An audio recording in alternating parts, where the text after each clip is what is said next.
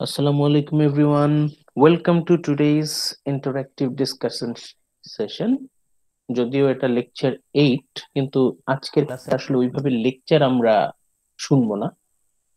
আমরা অ্যাকচুয়ালি আজকে একটা আর্টিকেল, একটা এসে অ্যাকচুয়ালি আমরা সবাই মিলে পড়বো।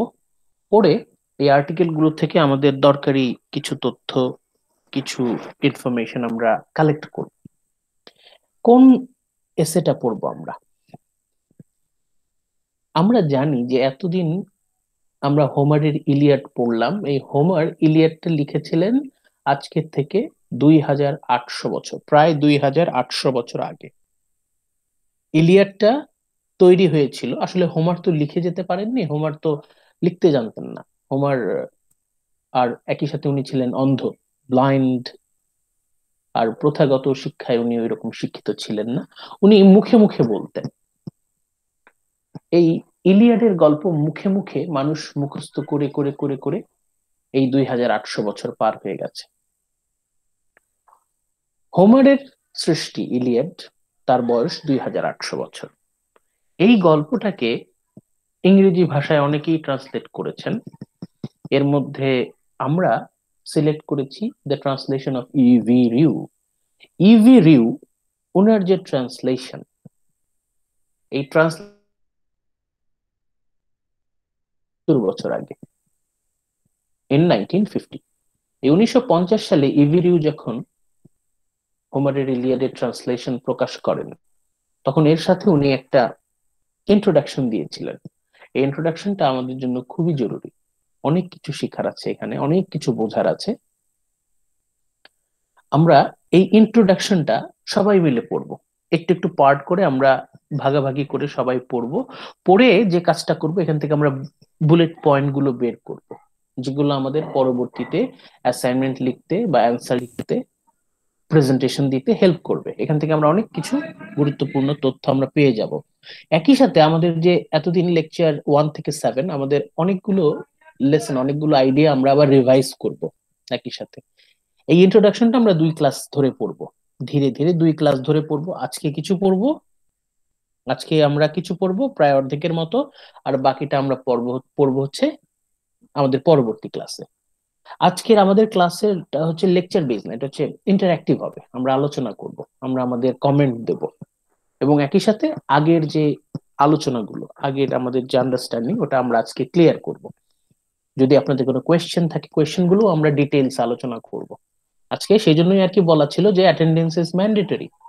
আমি যদি শুধু লেকচার দিতাম, আপনাদের হয়তো অতটা ওইভাবে স্ট্রিক্ট ভাবে বলতাম না যে ম্যান্ডেটরি। কিন্তু যেহেতু আজকে আমাদের ইন্টারঅ্যাক্টিভ ডিসকাশন, ইন্টারঅ্যাক্টিভ ডিসকাশন হওয়ার কারণে আজকে আমাদের একসাথে থাকতে হবে সবাই।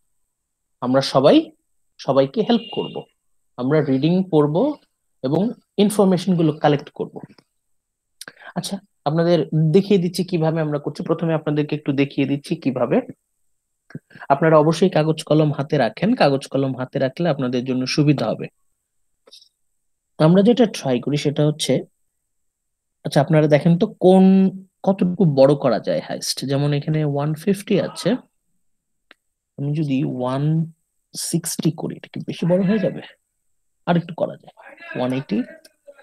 হ্যাঁ, 180, 180। হ্যাঁ, এটা এটা ভালো।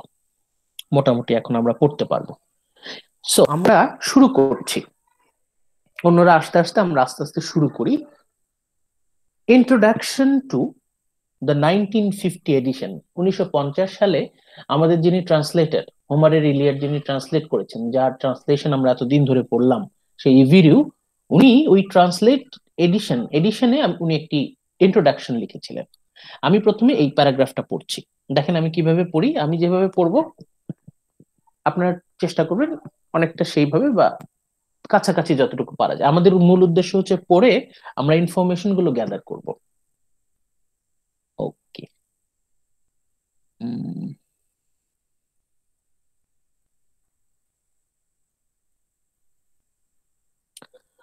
The Greeks looked on the Iliad as Homer's major work. প্রথম সেন্টেন্সে কি বলছে? গ্রিক জাতি, দ্য গ্রিক কালচার্ড নেশন, বলা হয় গ্রিকরা হচ্ছে one of the most cultured Nations in western world. পশ্চিমা বিশ্বেরা গ্রিকদের, এনশিয়েন্ট গ্রিকদের মডেল হিসেবে মানে। দে আর দ্য ক্লাসিক রেস, এবং তাদের উপর বেস করেই কিন্তু এন্টায়ার ওয়েস্টার্ন সিভিলাইজেশন। এই গ্রিকরা, দে বিলিভ দ্যাট, তারা বিশ্বাস করে, Iliad is Homer's major work. হোমারের যতগুলো কাজ আছে তার মধ্যে ইলিয়াড হচ্ছে মেজর, সবচেয়ে গুরুত্বপূর্ণ কাজ। মানে হোমারের আরো কিছু কাজ আছে, তবে তার সবগুলো কাজের মধ্যে ইলিয়াড ইজ মেজর ওয়ার্ক, তার সবচেয়ে গুরুত্বপূর্ণ কাজ। What is the Iliad? The Iliad, what is it? আমরা অলরেডি জানি that this is a classic heroic epic. This is an epic, একটা মহাকাব্য, long narrative poem full of actions. কোন ভাষায় লেখা ছিল?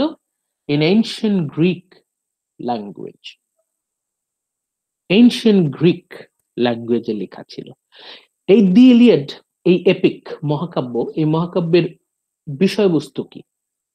ইট was the story of Achilles. ইলিয়াডের মূল বক্তব্য হচ্ছে দ্য স্টোরি অফ অ্যাকিলিস। আরো যদি আমরা স্পেসিফাই করি, ইলিয়াড মহাকাব্যের মূল বিষয়বস্তু হচ্ছে দ্য রাথ অফ অ্যাকিলিস। অ্যাকিলিসের যে ভয়ঙ্কর ক্রোধ, সেটা হচ্ছে ইলিয়াডের মূল বিষয়বস্তু। and not the wandering of Odysseus as might have been expected. কেন ইভিরিউ এই কথা বললেন?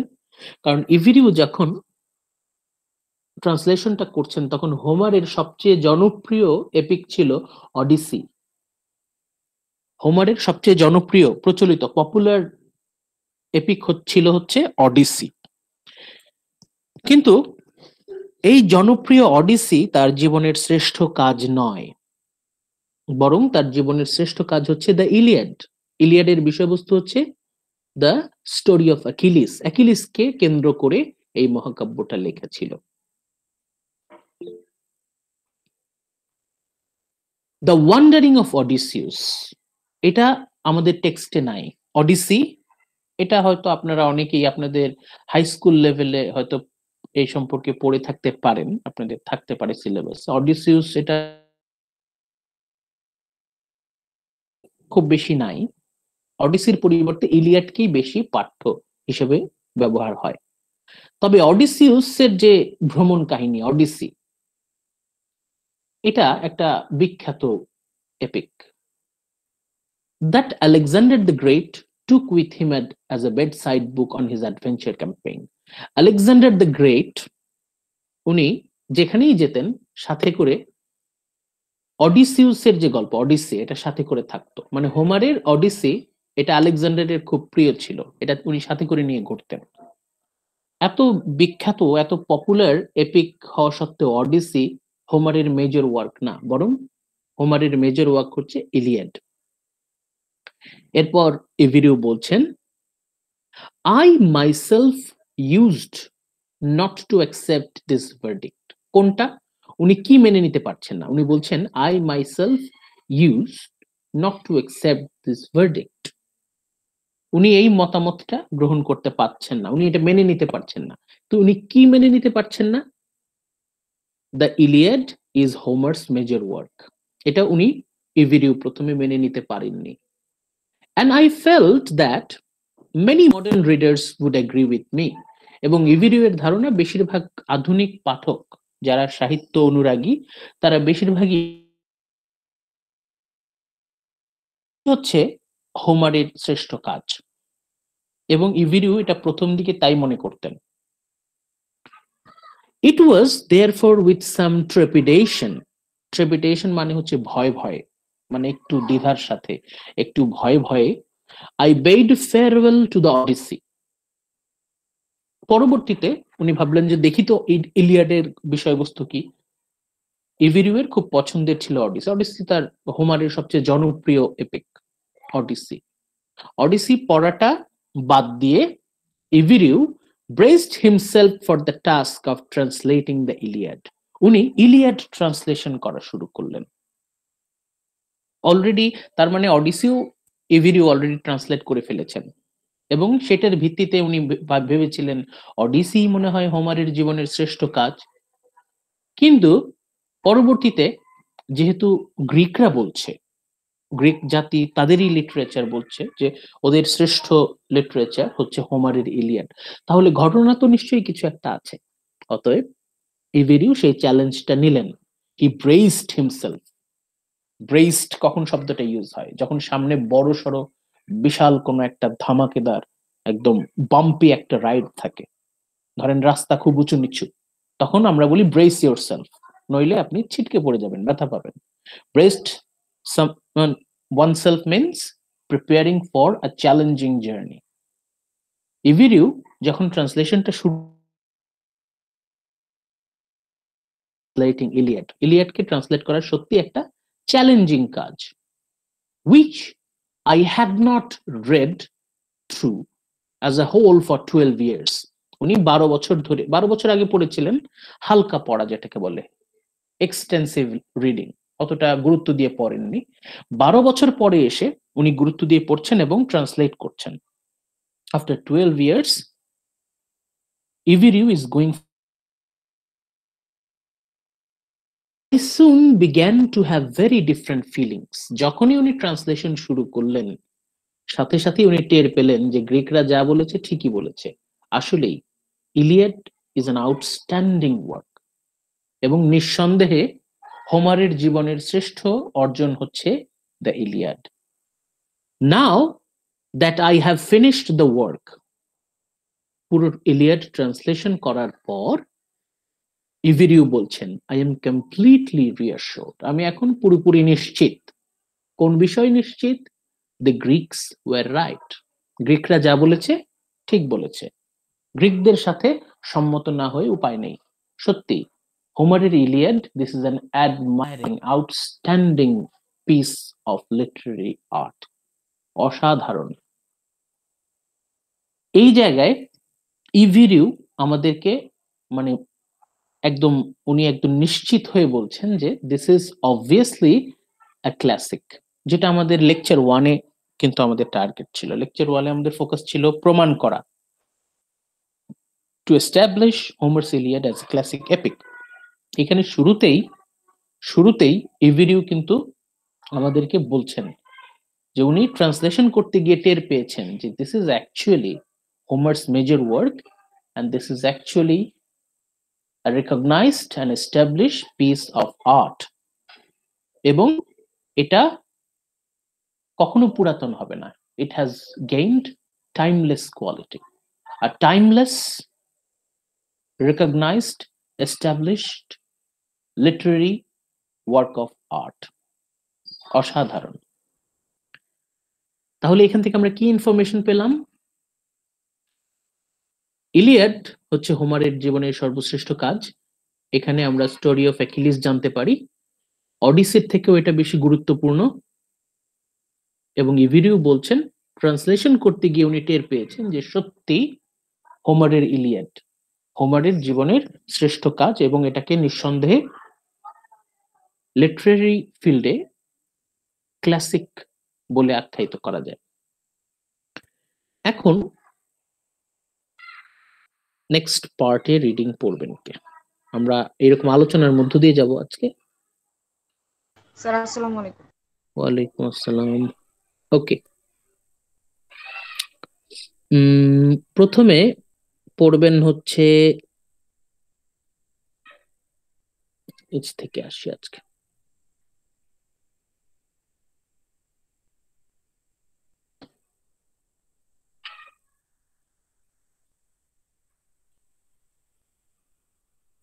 জেরিন খন্দকার শুনতে পাচ্ছেন? ইয়েস স্যার, আসসালামু আলাইকুম। ওয়ালাইকুম আসসালাম।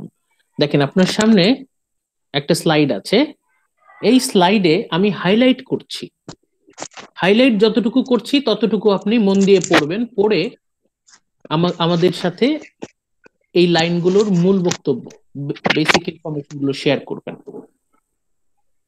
Please start. Okay, sir. It is a question not of any difference in skill, but of artistic levels. The Odyssey, with its happy ending, presents the romantic view of life. The Iliad is a tragedy. ওকে, তাহলে আমরা এখান থেকে কি পাচ্ছি দেখেন তো। Sir, the definition of tragedy and না না না, এখানে ট্র্যাজেডি কিন্তু ডেফিনেশন নাই এখানে। sir, that আপনি Iliad দেখেন is a tragedy. একটা তুলনা, একটা মানে কম্পেয়ার কন্ট্রাস্টের ব্যাপার আছে এখানে। হোমারের দুটো শ্রেষ্ঠ কাজ, অডিসি, তাই না? দেখেন কি বলা আছে, নট স্যার অফ এটা এনি। কি হোমারের দুইটা শ্রেষ্ঠ কাজ দুই ভাবে এন্ড হয়েছে, একটা খুব হ্যাপি এন্ডিং আর একটা খুব ট্র্যাজিক এন্ডিং, হ্যাঁ হ্যাঁ হ্যাঁ ওইটাকে কম্পেয়ার করা হয়েছে? হ্যাঁ হ্যাঁ হ্যাঁ, এক্স্যাক্টলি তাই। এখানে বলা হচ্ছে যে অডিসি আর ইলিয়াড হোমারের জীবনের দুটো শ্রেষ্ঠ কাজ, এই দুটোর মধ্যে ডিফারেন্স কোথায়? নট ইন স্কিল, স্কিলের দিক থেকে ডিফারেন্স না, দুটো একই মানুষের তৈরি, দুটো একই মানুষের তৈরি। হোমার এটাকে তৈরি করেছেন, বলা যাবে না যে হোমার রোট ইট, হোমার কিন্তু লিখে যাননি, হোমার সৃষ্টি করে গেছেন। হোমার মুখে মুখে বলেছেন, উনি তো অন্ধ ছিলেন, উনি মুখে মুখে লাঠি ঠুকে ঠুকে ঠুকে ঠুকে ছন্দে ছন্দে বলতে থাকতেন, মানুষ মুগ্ধ হয়ে শুনতো এবং শুনেই মুখস্থ করে ফেলতো। তখনকার মানুষের স্মৃতিশক্তি ছিল অসাধারণ। হোমার আজকে থেকে 2800 বছর আগে এই দুটো এপিক তৈরি করে গেছেন, অডিসি আর ইলিয়াড। এই দুটোর মধ্যে পার্থক্য কি? নট ইন স্কিল, পড়লে বোঝা মানে এটা আমরা যখন স্টাডি করি তখন বোঝা যায় যে দুটো একই মানুষের তৈরি, বাট অফ আর্টিস্টিক লেভেল, কিন্তু আর্টিস্টিক লেভেল দুইটার আলাদা। অডিসি কি? Happy ending, the romantic view of life. লাস্টে গিয়ে অডিসিউস, অডিসিউস যা জীবনে ল্যাকিং ছিল, যা কিছু ঘাটতি ছিল তা কিন্তু পূরণ হয়ে যায়, মানে শেষে গিয়ে সবকিছু মিলে যায়। The Iliad is a tragedy. ভালো করে দেখেন কি বলছেন, ইভিরিউ বলছেন Iliad is a tragedy, Iliad is a tragedy. Okay, এরপর এখান থেকে এই পর্যন্ত। উম্মে হাবিবা পড়েন তো, উম্মে হাবিবা ইয়েস স্যার। জি স্যার। স্যার আমি ওকে। পড়েন প্লিজ। ওকে,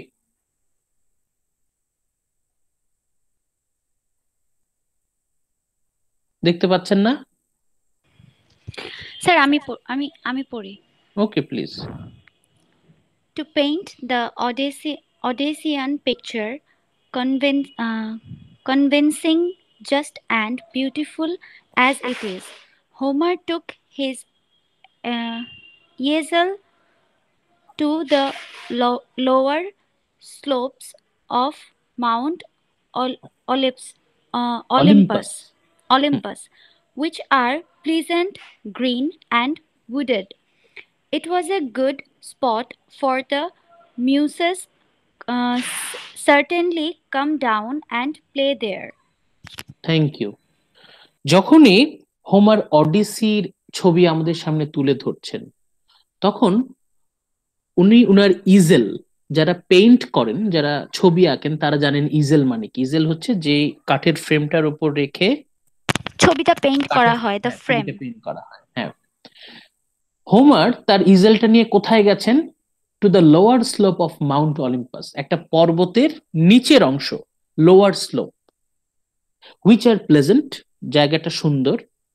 মানে অডিসিতে যে পিকচারটা উনি পোর্ট্রে করেছেন, যে ছবিটা এঁকেছেন সেটা হচ্ছে সন্তোষজনক, মানে দেখে আনন্দ হয়, আনন্দদায়ক। গ্রিন অ্যান্ড উডেড, সবুজ শ্যামল, মানে পর্বতের গোড়ায় যেমন সবুজ শ্যামল একটা পরিবেশ থাকে। ইট ওয়াজ এ গুড স্পট, মানে খুবই আরামদায়ক একটা জায়গা। For the Muses certainly come down and play there, জায়গাটা হচ্ছে আকর্ষণীয় জায়গা। ওই জায়গায় মিউজ যারা আছে, মিউজ বলতে কাদের কথা বলা হচ্ছে? In Greek orthodox religion muse হচ্ছে, they are the supernatural spirits, they are the goddesses of memory. ওরা কি করতো? এটা হচ্ছে গ্রিকরা বিশ্বাস করতো যে পর্বতের পাদদেশে, যেখানে আর কি একটু আরামদায়ক, একটু না শীত না গরম, একটা নাতিশীতোষ্ণ পরিবেশ, চারিদিকে সবুজ একটা চমৎকার আবহাওয়া, ওই জায়গায় ওরা এসে খেলা করতো। অডিসিয়ান পিকচার, ছিলাম, but to compose the Iliad, কিন্তু ইলিয়াড যখন হোমার রচনা করতে তৈরি করতে যাচ্ছেন, সৃষ্টি করতে চাচ্ছেন, he moved higher up to the mountain side, তখন হোমার আস্তে আস্তে তার ইজেল নিয়ে পর্বতের উপরে উঠছেন। অডিসি লেখার সময় উনি পর্বতের পাদদেশে নিচের অংশেই ছিলেন, এখন উনি আস্তে আস্তে উপরে উঠছেন। অবশ্যই এটা মেটাফোরিক্যাল ওয়েতে বলছে, মেটাফোরিক ওয়েতে বলছে। ইলিয়াড লেখার জন্য হোমার আস্তে আস্তে উপর দিকে উঠছেন, higher up the mountain side, উপরে থেকে আস্তে আস্তে পর্বতের উপরে উঠছেন। Nearer to the eternal snows, পর্বতের এমন একটা জায়গায় হোমার পৌঁছে গেলেন যেখানে ইটার্নাল স্নোস, বছরে 12 মাস শুধু বরফ পড়ে থাকে, বরফ সেখানে কখনো গলে না, eternal স্নোস, and to the very homes of the muses and other gods, and the other gods they live. এখন এটা হচ্ছে মেটাফরিক ওয়েতে বোঝানো হচ্ছে। অডিসি লেখার সময় হোমার ছিলেন হচ্ছে পর্বতের নিচেই, পাদদেশেই, সবকিছু কেমন মানে আরামদায়ক পরিবেশ, সবুজ, মানে খুব আরামদায়ক চমৎকার একটা আবহাওয়া, সবই ভালো লাগে, রোমান্টিক অ্যাটমসফিয়ার। ইলিয়াড লেখার সময় হোমার তার ইজেল নিয়ে উপরে উঠছেন, পর্বতের উপরে উঠছেন, এমন একটা জায়গায় উঠে যাচ্ছেন যেখানে প্রচন্ড ঠান্ডা, একদম হাড় হিম করা, ঠক ঠক করে কাঁপতে থাকতে হয়, ইটার্নাল স্নো, সেখানে কোনো গ্রিন, কোনো ঘাস হয় না, কোনো গাছ হয় না, কিছু হয় না, মানে একদম তুষারে ঢাকা থাকে, প্রচন্ড ঠান্ডা, মানে খুবই অ্যাডভার্স, খুবই কঠিন পরিবেশ, সংগ্রাম করে সেখানে থাকতে হয়। মানে কি, ইলিয়াডের atmosphere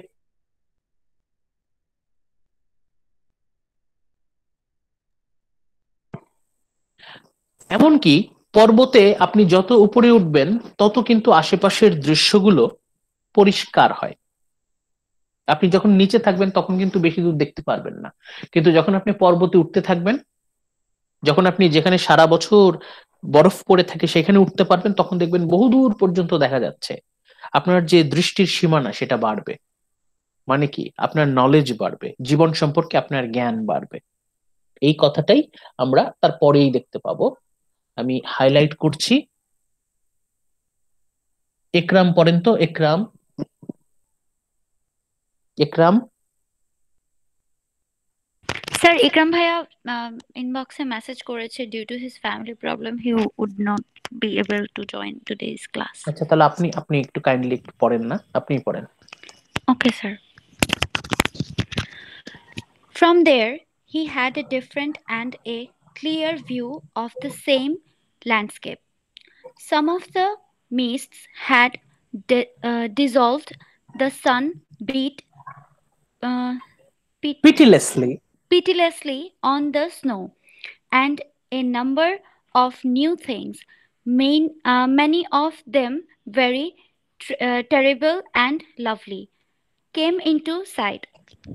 thank you, thank you, thank you Poonam. Okay, আমরা এখান থেকে কি পাচ্ছি, এখানে একটু মেটাফরিক কথাবার্তা আছে, মানে বেশ চমৎকার ভাবে ইভিরিউ কিন্তু বোঝানোর চেষ্টা করছেন যে হোমারের পয়েন্ট অফ ভিউটা কেমন ছিল। উনি কিন্তু আস্তে আস্তে এমন এক পৃথিবীর বর্ণনা দিচ্ছেন যে পৃথিবী হচ্ছে ব্রুটাল। অডিসিতে উনি এমন এক পৃথিবীর বর্ণনা দিয়েছেন যেটা হচ্ছে রোমান্টিক। এখন ইলিয়াডে এসে উনি একটা রিয়েলিস্টিক ওয়ার্ল্ডের বর্ণনা দিচ্ছেন।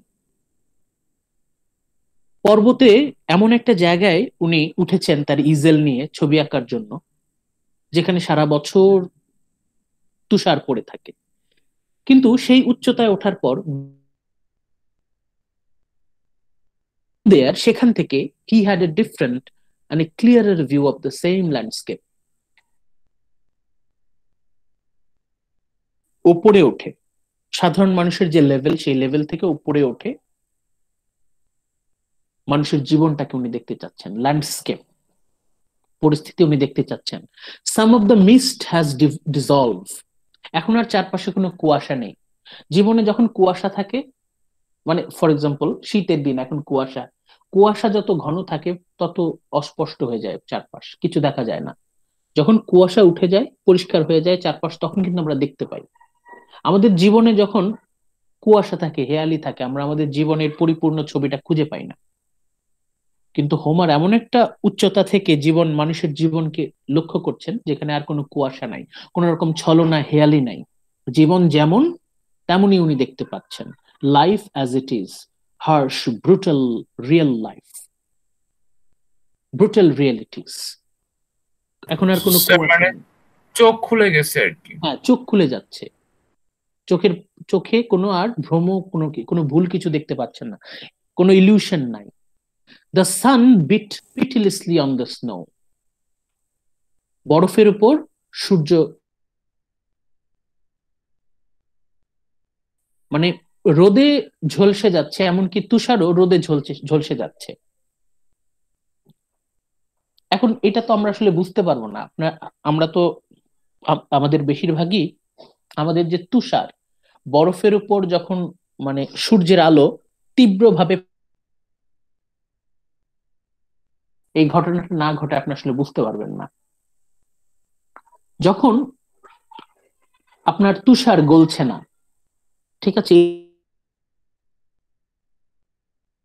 সূর্যের আলো পড়তে থাকে, তখন তার মধ্যে একটা ঝাঁজ থাকে, অনেকটা যেন বালুর উপরে যখন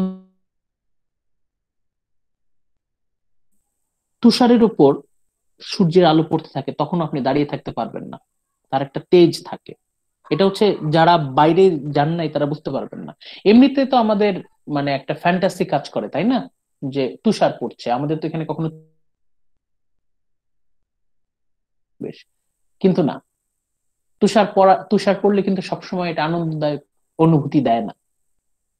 যখন সূর্যের আলো প্রবল ভাবে পড়তে থাকে তখন আপনি দাঁড়িয়ে থাকতে পারবেন না, তুষারের মতো আপনার চোখ ঝলসে যাবে, আপনি তাকাতে পারবেন না।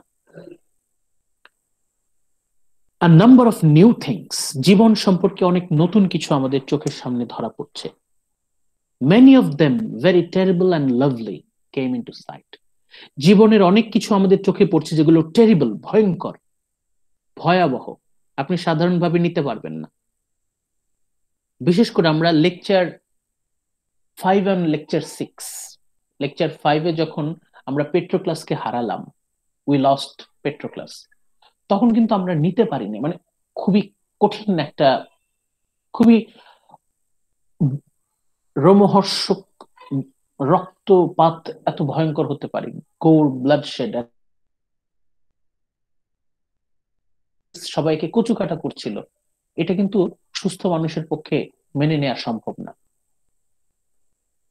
The war, the image of war, full of bloodshed, রক্তে ভেসে যাচ্ছে পুরো সব, এই terrible, many of them very terrible, এবং একই সাথে some of them are lovely, জীবনে ভয়ঙ্কর কিছু থাকবে, আবার অপূর্ব সুন্দর কিছু থাকবে, কেম ইনটু সাইট, এখন আমাদের চোখের সামনে এসে ধরা দিচ্ছে।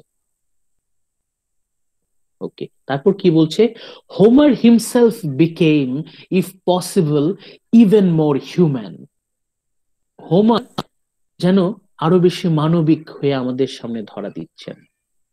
Homer is more human, Homer himself became even more human.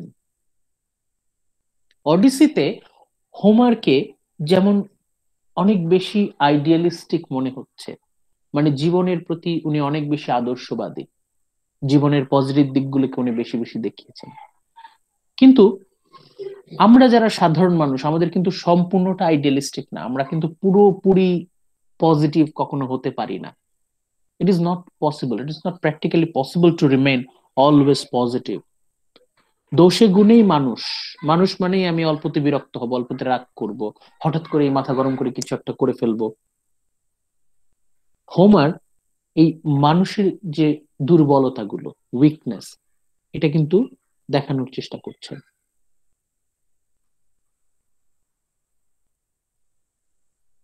এরপর আমি হাইলাইট করছি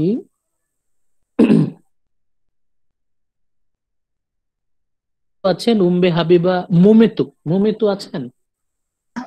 জি স্যার। ওকে, আপনি একটু এইটুকু একটু বুঝান, হাইলাইট করা অংশটুকু একটু আলোচনা করেন।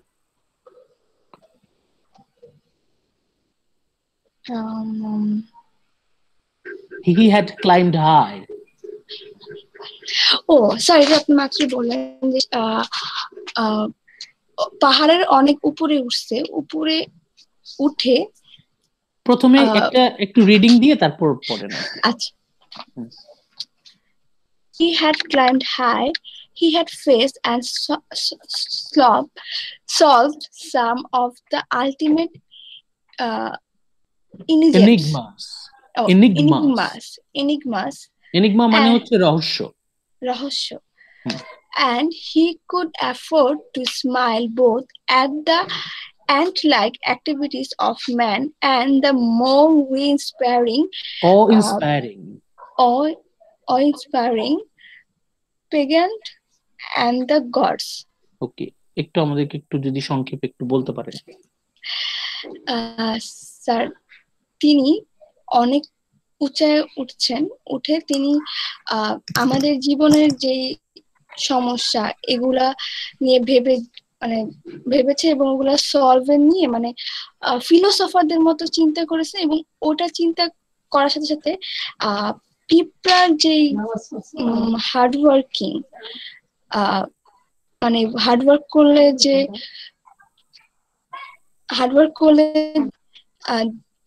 পরিশ্রমের যে ফল, এসব চিন্তা করে বা গডের সাথে তুলনা করে ইন্সপায়ারিং কিছু খুঁজে পেয়েছে। আচ্ছা, আমরা তাহলে আরেকটু দেখি, আপনি কাছাকাছি, আমরা আরেকটু যাই। হি হ্যাড ক্লাইম্বড হাই, একটু আগে বললাম না যে আপনি যত উপরে উঠবেন, পর্বতে উপরে উঠবেন, আপনার আশেপাশের দৃশ্য তত বেশি আপনি ভালোভাবে দেখতে পাবেন। হোমার এমন একটা হাইট থেকে সবকিছু দেখছেন, যদিও হোমার কিন্তু অন্ধ ছিলেন, ও মনের চোখ দিয়ে দেখছেন। আমরা তো চোখ দিয়ে দেখতে পাই না, আর হোমার অন্ধ হয়ে মনের চোখ দিয়ে কত কি দেখে ফেলছেন।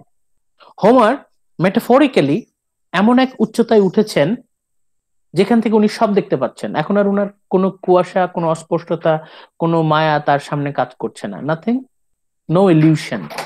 হি had faced and solved some of the ultimate enigmas. আমাদের জীবনের কিছু চূড়ান্ত রহস্য আছে যেগুলো আমরা বুঝতে পারি না, এই রহস্যগুলো তার সামনে পরিষ্কার হয়ে যাচ্ছে। তিনি ব্যাখ্যা করছেন যে এর মধ্যে কোনো রহস্য নেই, বাস্তবতা এমন, এটাই রূঢ় বাস্তবতা, ব্রুটাল রিয়ালিটিস। আমরা এটাকে অনেক সময় রংচং দিয়ে নানা রকম রহস্য বলে অনেক বেশি অতিরঞ্জন করি, এক্সাজারেট করি, কিন্তু আমাদের বাস্তবতা আসলে খুবই স্ট্রেট ফরওয়ার্ড। হোমার সেটাকে আমাদেরকে বোঝাতে চাচ্ছেন, our life, our reality is straightforward. উনি হোমার এত উচ্চতায় উঠেছেন যে he could afford to smile both at ant like activities of men and more awe inspiring pageant of the gods. তিনি এমন এক উচ্চতায় আছেন যেখানে মানুষের যে কাজ, মানুষের কাজগুলোকে উনি বলেছেন অ্যান্ট লাইক। অ্যান্ট অ্যাক্টিভিটিস বলতে তো আমরা বুঝি হচ্ছে অ্যান্টরা তো অনেক পরিশ্রমী, কাজ করে যায়, কিন্তু এখানে অ্যান্ট লাইক অ্যাক্টিভিটিস বলতে বোঝানো হচ্ছে আমরা অনেক উপর থেকে যদি মানুষকে দেখেন, ধরেন 10 তলা বিল্ডিং এর উপর থেকে যদি নিচে তাকান, দেখবেন মানুষগুলোকে পিঁপড়ার মতো লাগে। আপনি যত উপরে উঠবেন মানুষকে পোকার মতো দেখা যাবে। মানুষ যত বড় কাজই করুক না কেন, নিচে ধরেন নিচে 300 মানুষ একসাথে বসে আন্দোলন করতেছে, আপনি যদি 50 তলা উপর থেকে শুধু দেখেন, আপনার মনে হবে নিচে পিঁপড়া জমায়েত হয়েছে, পিঁপড়ারা কাজ করতেছে। মানে মানুষ সে যত বড় কাজই করুক না কেন, তার আসলে একদম পুরো ইউনিভার্সের কম্প্যারিজনে তার কাজটা খুবই নগণ্য। মানুষ এত হাউকাউ করে, এত হইচই করে, এত বড় বড় কাজ দাবি করে, আসলে এই কাজগুলো কিছুই না, নাথিং। পিঁপড়াদের দেখে যেমন আমরা মাঝে মাঝে হাসি, হোমার মানুষের এই অস্থিরতা, রেসলেসনেস দেখে হাসছেন। আসলে আমরা এই মহাবিশ্ব এতটাই বিশাল যে আমরা যাই কিছু করি সে কাজের কোনো মূল্য নাই, একেবারে নগণ্য। হোমার হাসছেন যে মানুষ এই সামান্য কাজ করে কত হয়রান হয়ে যাচ্ছে। and the more awe-inspiring pageant of the gods. Even gods, এই হোমারের ইলিয়াডে যে গডসরা এত বড় বড় কাজ করছে, এই কাজও নগণ্য। মানুষ যা করছে তাও নগণ্য, গডসরা যা করছে অ-ইন্সপায়ারিং, অবাক করে দেওয়ার মতো, তাও নগণ্য। মানে হোমার বলছেন যে উনি এমন এক উচ্চতা থেকে, এমন এক পয়েন্ট অফ ভিউ থেকে পুরো জিনিসটাকে খেয়াল করছেন, যেখানে মানুষের কাজের যেমন অত বেশি আহামরি কোনো দাম নাই, ভ্যালু নাই, আবার গডেসরা যা করছে সেটারও কোনো ভ্যালু নাই। মূল কথা যে বাস্তবতা এতটাই কঠিন যে এখানে সবাই অসহায়।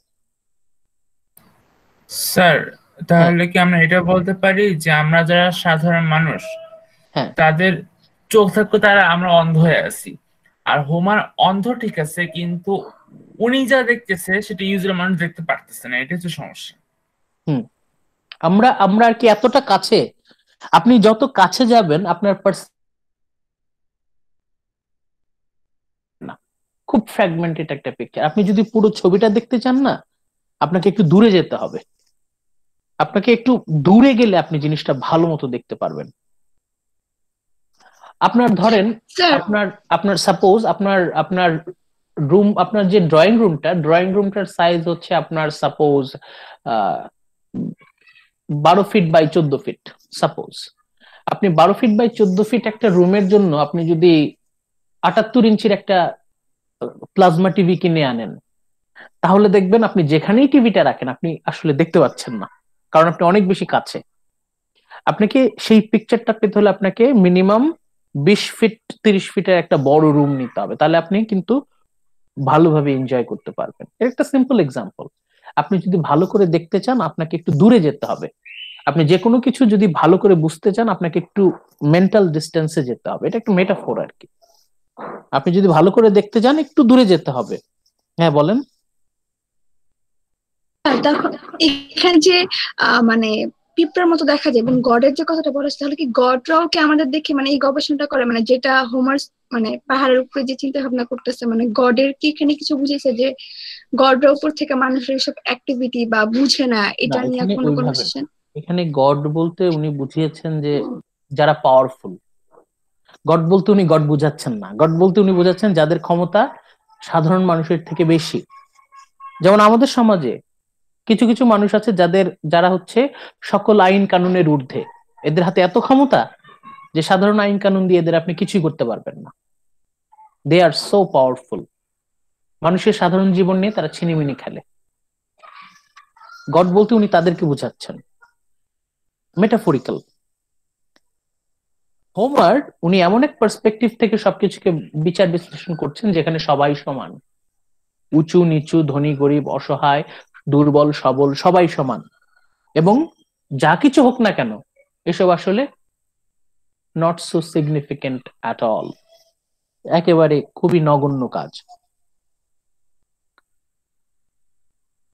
আমরা এরপরে যাই নিচে।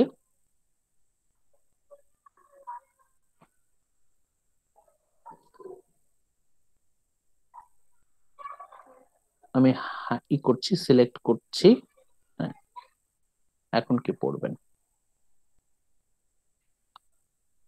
টুম্পা জাহান আছেন? টুম্পা জাহান, টুম্পা জাহান আছেন?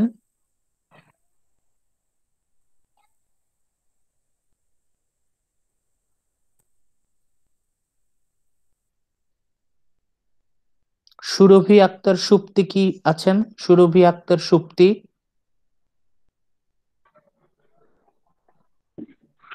জি স্যার, আছে।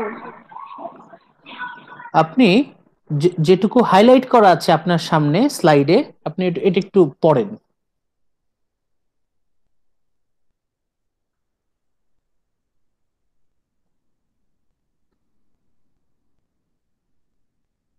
দেখতে পাচ্ছেন না? জি স্যার, পাচ্ছি স্যার, করব। জি জি। I am therefore very confident when I assure those who already know the Odysseys that they will be brought closer to tears by the death of a single horse in the Iliad, then by the killing of the whole gang of suitors, closer to a laughter. Laughter. Okay, thank you Surabhi. এখন এখান থেকে আমাকে কি বলতে পারেন যে কি কি বোঝা যাচ্ছে? কিছু কি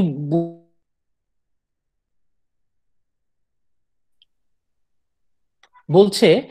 ইভিরিউ বলছেন, I am therefore very confident. E V Rieu হচ্ছে খুবই confident when he assured those who already know the Odyssey, যারা অডিসির কাহিনী অলরেডি জানেন, অডিসি অলরেডি তারা জানেন, they will be brought closer to tears by the death of a single horse.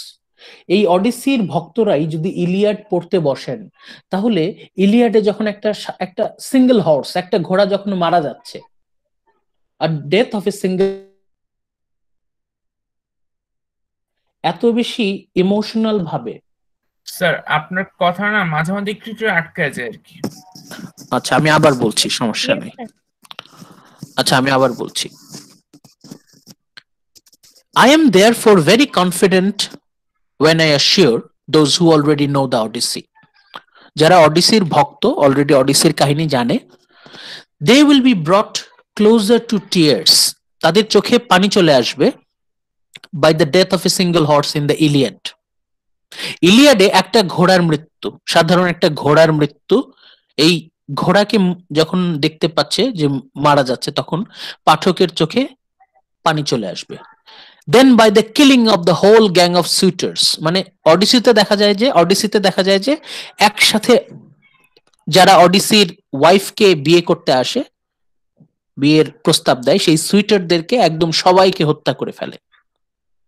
এই এতগুলো মানুষকে হত্যা করেও আপনার চোখে পানি আসবে না, আপনার চোখে অশ্রু আসবে না, কিন্তু ইলিয়াডে সামান্য একটা ঘোড়ার মৃত্যু হবে,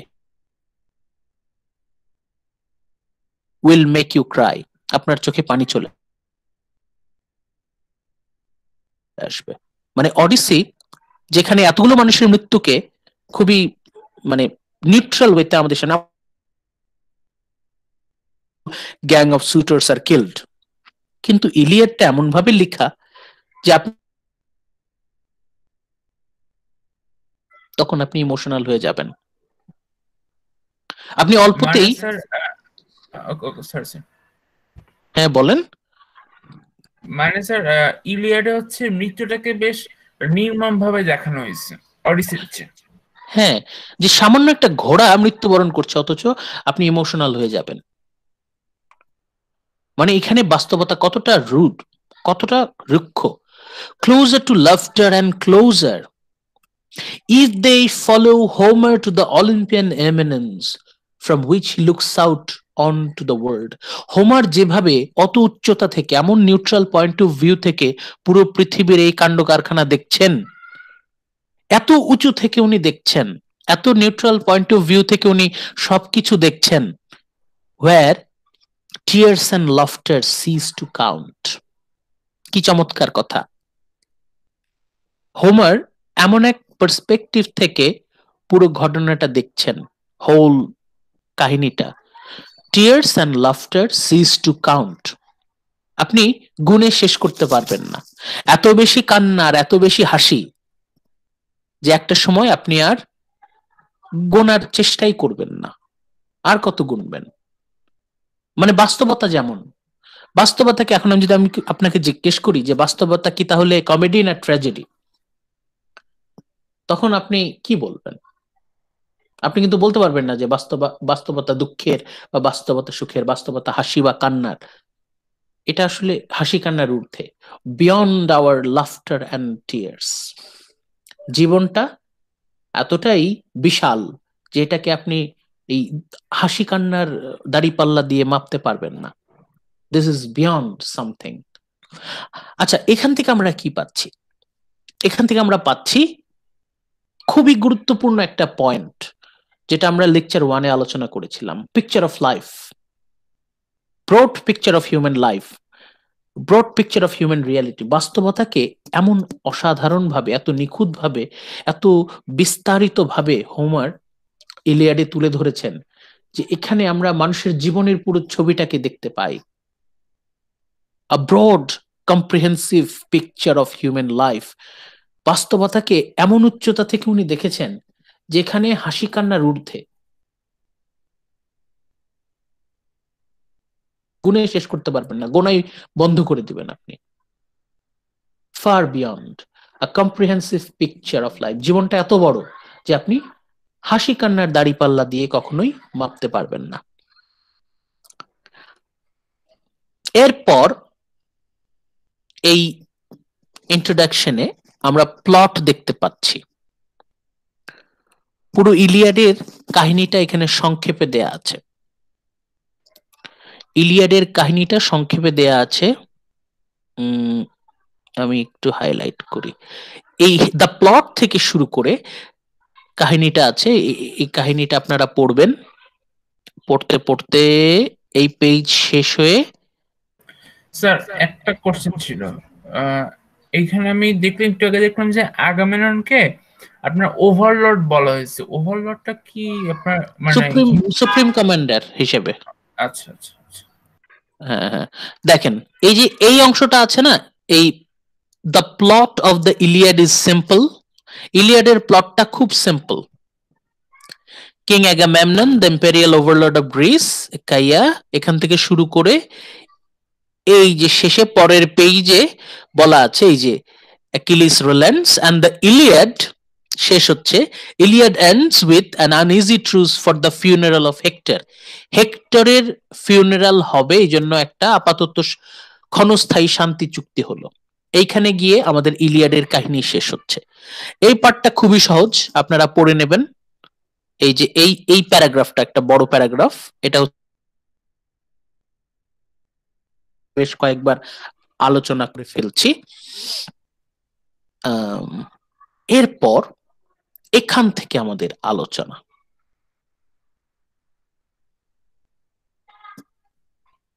আমি হাইলাইট করছি।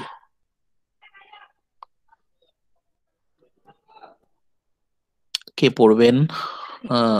সুমাইয়া সুমি আছেন? সুমাইয়া সুমি,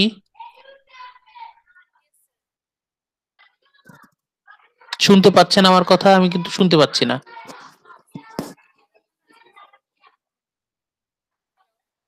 আপনি মিউট করে আবার অন করেন তো। ম্যাম স্যার এটা কি সাচ অ্যাজ হবে না, সাচ ইজ হবে? না ঠিকই আছে, ভুল হয় নাই, ঠিকই আছে। সুমাইয়া শুনতে পাচ্ছেন না? আমি শুনতে পাচ্ছি না অবশ্য, মনে হয় আপনার মাইকে প্রবলেম আছে।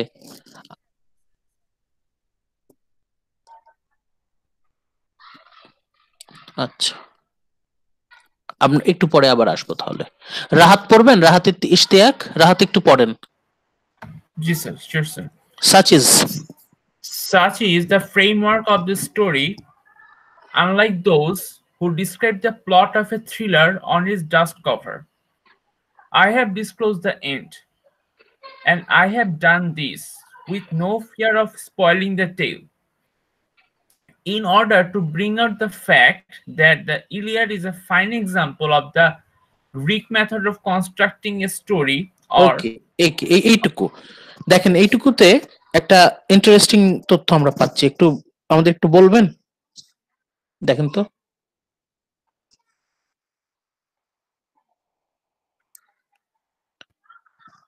এর আগের প্যারাগ্রাফটাতে ইভিরিউ বলছেন the framework of the story. পুরো প্লটই হচ্ছে ফ্রেমওয়ার্ক, স্ট্রাকচার, গল্পে কি ঘটে। শুনতে পাচ্ছেন আমার কথা? Yes sir. Unlike those who describe the plot of a thriller on its dust cover, যখন থ্রিলার কোনো নভেল পাবলিশ হয়, আপনারা বইমেলায় যখন যান, বইয়ের ওই মলাটে পেছনে একটু করে কাহিনী লেখা থাকে না? হয় দেখা যাবে যে মলাট উল্টাইলে সাইডে লেখা থাকে। জি স্যার। জি স্যার, বইয়ের পিছনে অ্যাকচুয়ালি লেখা থাকে। বইয়ের পিছনে তো লেখকের সম্পর্কে পরিচিতি থাকে। বইটা যখন আপনি খুলবেন, কভারটা খুললেই দেখবেন এই যে বাম পাশে সাইড দিয়ে মলাটটা যেখানে জুড়ে থাকে ওইখানে একটা কিছু গল্পটা সংক্ষেপে দেয়া থাকে। ট্রেলার বলে এটাকে, ট্রেলার অফ নভেল। সেটাকে বলে ডাস্ট কভার। ডাস্ট কভারের বিষয়টা হচ্ছে আপনি ট্রেলারে কিন্তু সবকিছু দিয়ে দেওয়া যাবে না। এখনকার আমাদের বাংলা সিনেমাগুলোর ট্রেলার যেরকম 5 মিনিট ধরে হয়, মানে আপনি ট্রেলার দেখলে আপনার সিনেমা দেখতে ইচ্ছা করবে না। কিন্তু টিজার বানায়, ট্রেলার 1, ট্রেলার 2, এমন ভাবে বানায় আপনার মানে শ্বাসরুদ্ধকর ভাবে অপেক্ষা করতে হয় কবে সিনেমাটা আসবে। আপনাকে কিন্তু ট্রেলারে সবকিছু দেখাবে না, একটু দেখাবে এবং আপনার আরো দেখতে ইচ্ছা করবে। ডাস্ট কভারে ইভিরিউ কাহিনী কি পুরাটা বলে দিলেন, ঠিক আছে। I have disclose the end, E V Rieu বলছেন যে আমি শেষটা বলে দিলাম, স্পয়লার দিয়ে দিলাম। I have given the spoiler, disclose the end, and I have done this with no fear of spoiling the tale, কিন্তু এখানে কোনো স্পয়লার কিন্তু আমি দিচ্ছি না। একটু আগে কিন্তু পুরো কাহিনী পুরো একটা প্যারাগ্রাফের মধ্যে উনি দিয়ে দিলেন, with no fear of spoiling the tale, আমি পুরো প্লটটা বলে দিলাম, তারপরেও আমি এটা কোনো স্পয়লার না। কাহিনী জানা সত্ত্বেও যখন আপনি পড়তে বসবেন আপনি অবাক হয়ে যাবেন, with no fear of spoiling the tale। যদি কেউ মনে করে যে প্লটটা পড়লাম তাহলে আর পুরো এপিক পড়ার দরকার কি, আমি তো কাহিনী জানি, কিন্তু কাহিনী জানাটাই সম্পূর্ণ কথা না। কাহিনী জান,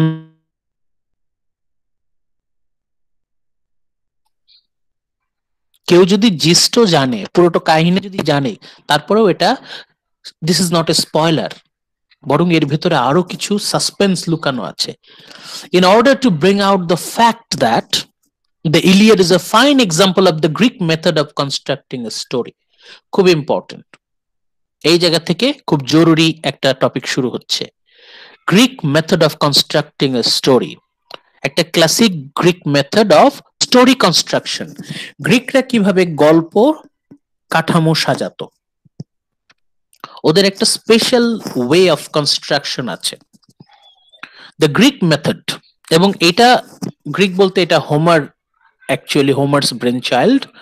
হোমারও এটা সম্ভবত ইনহেরিটেড ফ্রম প্রিডিসেসর্স, তারও আগে যারা গল্পকার ছিলেন তাদের থেকে হয়তো হোমার শিখেছেন। গ্রিকদের একটা স্পেশাল মেথড আছে গল্প বানানোর, একটা স্পেশাল, সেটা এমন যে আপনি শুরুতেই জেনে যাবেন যে কাহিনী কি ঘটবে, প্রথমেই আপনাকে বলে দেবে যে এই কাহিনীতে কি ঘটে যাচ্ছে। হয়তো আপনাকে বলবে যে শেষে গিয়ে আমাদের নায়ক মারা যাবে, অথবা নায়িকা মারা যাবে, অথবা মা ছেলেদেরকে খুন করবে, অথবা ছেলে তার মাকে বিয়ে করবে, বাবাকে খুন করবে, এরকম প্রথমেই বলে কি। কিন্তু তারপরেও আপনি অবাক হয়ে যাবেন গ্রিক মেথড অফ কনস্ট্রাক্টিং স্টোরিটা কেমন। কোন গ্রিকরা এইভাবে ওরা গল্প সাজায় অথবা প্লে, নাটক সাজায় কিভাবে। In most cases, since the matter was traditional, the end was already known to the audience when they sat down to the beginning. আপনারা এটা জানেন কিনা, হোমার যে গল্পটা বলছেন এই গল্পের বয়স যে কত তা কিন্তু কেউ জানে না। এটা যারা এক্সপার্ট তাদের ধারণা যে গল্প যেটা সেটা হোমারের জন্মের আরো 1000 বছর আগে থেকে প্রচলিত। হোমার গল্পটা তৈরি করেছেন 2800 বছর আগে, তারও মিনিমাম 1000 ইয়ার্স আগে থেকে এই গল্পটা গ্রিক লোককাহিনী, গ্রিকদের লোককাহিনীতে এই গল্পটা ছড়িয়ে আছে। গ্রিক মিথোলজি অনেক পুরাতন, মোর দেন 4000 ইয়ার্স ওল্ড, 4000 বছরের পুরাতন লোককাহিনী। সেই লোককাহিনী থেকে ছোট্ট একটা অংশ নিয়ে, গ্রিক মিথোলজির ছোট্ট একটা অংশের উপর বেস করে কিন্তু হোমার লিখেছেন, তার গল্পটা বলছেন। মানে সাধারণ যারা অডিয়েন্স, সাধারণ লোকজন তারা কিন্তু জানে যে এই অ্যাকিলিসের সাথে হেক্টর অ্যাকিলিসের বন্ধুকে মেরে ফেলবে, অ্যাকিলিস হোমারকে মেরে ফেলবে, ওরা এটা জানে। এবং পরবর্তীতে অ্যাকিলিস নিজেও মৃত্যুবরণ করবে, নিহত হবে। মাঝখানের কাহিনী কিন্তু সাধারণ জনগণ তখন জানতো, মানে হোমার যখন প্রথম গল্পটা বলছেন তখন কিন্তু অলরেডি যারা শুনছে তারা কিন্তু অলরেডি কাহিনী জানে, কোনো সাসপেন্স ওইরকম নাই। They already know the kahini, the story. The end was already known to the audience when they sat down to the beginning. শুরুতেই জানে যে এটা ট্রয় নগরীর গল্প। ট্রয় নগরী ততদিনে 1000 বছর আগে ধ্বংস হয়ে গেছে, মোর দেন 1000 ইয়ার্স ago, তারও বেশি। ট্রয় ওয়াজ ডিস্ট্রয়েড, সবাই জানে এই কাহিনী। যদিও সবাই, তাহলে কিভাবে? সবাই তো স্পয়লার খেয়েই গেছে, সবাই তো অলরেডি জানে, হাজার হাজার বছর ধরে মানুষের মুখে মুখে এই লোক কাহিনী প্রচলিত। তাহলে হোমার কি এমন জাদুটা দিলেন যে কাহিনীর শেষ জানা সত্ত্বেও মানুষজন এত মন দিয়ে শুনছে? The author had to secure his effects by other methods than that of surprise. Homer তো জানেনি যে সবাই কাহিনী জানে, তাহলে এখানে সারপ্রাইজ দেওয়ার তো কোনো আর অপশন নাই। সারপ্রাইজ মেথড দিয়ে কাজ হবে না, কারণ সবাই জানে কাহিনীতে কি ঘটবে। তাহলে কি করা যায়? He could of course show a greater or lesser degree of originality in the details of composition. উনি কাহিনীর ডিটেইলে একটু পরিবর্তন করলেন, তার নিজস্বতা নিয়ে আসলেন হচ্ছে কাহিনীর বিস্তারিত বিবরণে। ওভারঅল কাহিনী, মূল কাহিনী সবাই জানে। হোমার কি করলেন? কাহিনীর যে ডিটেইলসে একটু চেঞ্জ আনলেন, কিছু বড় চেঞ্জ আনলেন, কিছু ছোট চেঞ্জ নিয়ে আসলেন।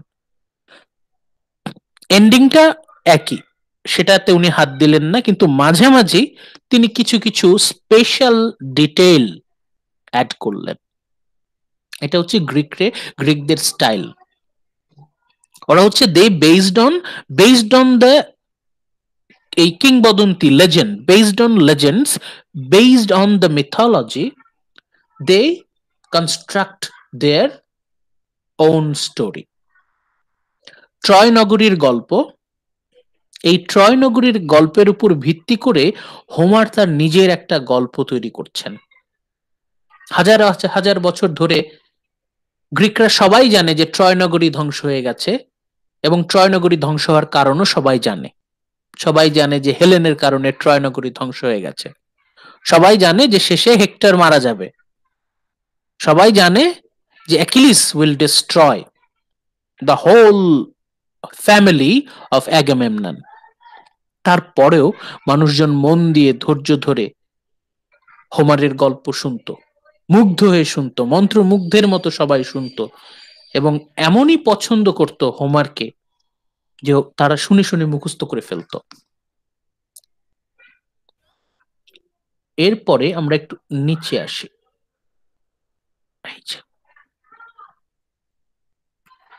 হাইলাইট করছি। In the case of the Iliad তৈরির সময় হোমার's first audiences, হোমারের প্রথম যারা, by the daring humor with which he presented the comedy of Olympus. যেভাবে হোমার, বুক 1 এর কথা বলছি, বুক 1 এ যে গডস এন্ড গডেসদের যে খুনসুটি দুষ্টুমির একটা দৃশ্য আছে শেষের দিকে, যেটা আপনাদের নিজের পড়ে নেওয়ার কথা ছিল, আপনারা কয়েকজন পড়েছেন তা জানি না, তবে আপনাদের পড়ার কথা ছিল। বুক 1 এর শেষের দিকে অলিম্পাসে, মাউন্ট অলিম্পাস, তাদের মধ্যে একটা কমেডি সিন আছে। মূল কিংবদন্তিতে কিন্তু এই কাহিনীটা নেই। হোমার কি করেছেন? মূল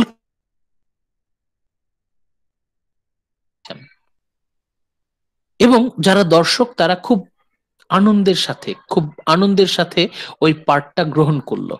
Homer's first audiences must have been delighted by the daring humor with which he presented the comedy of Olympus. এই গডেস তাদের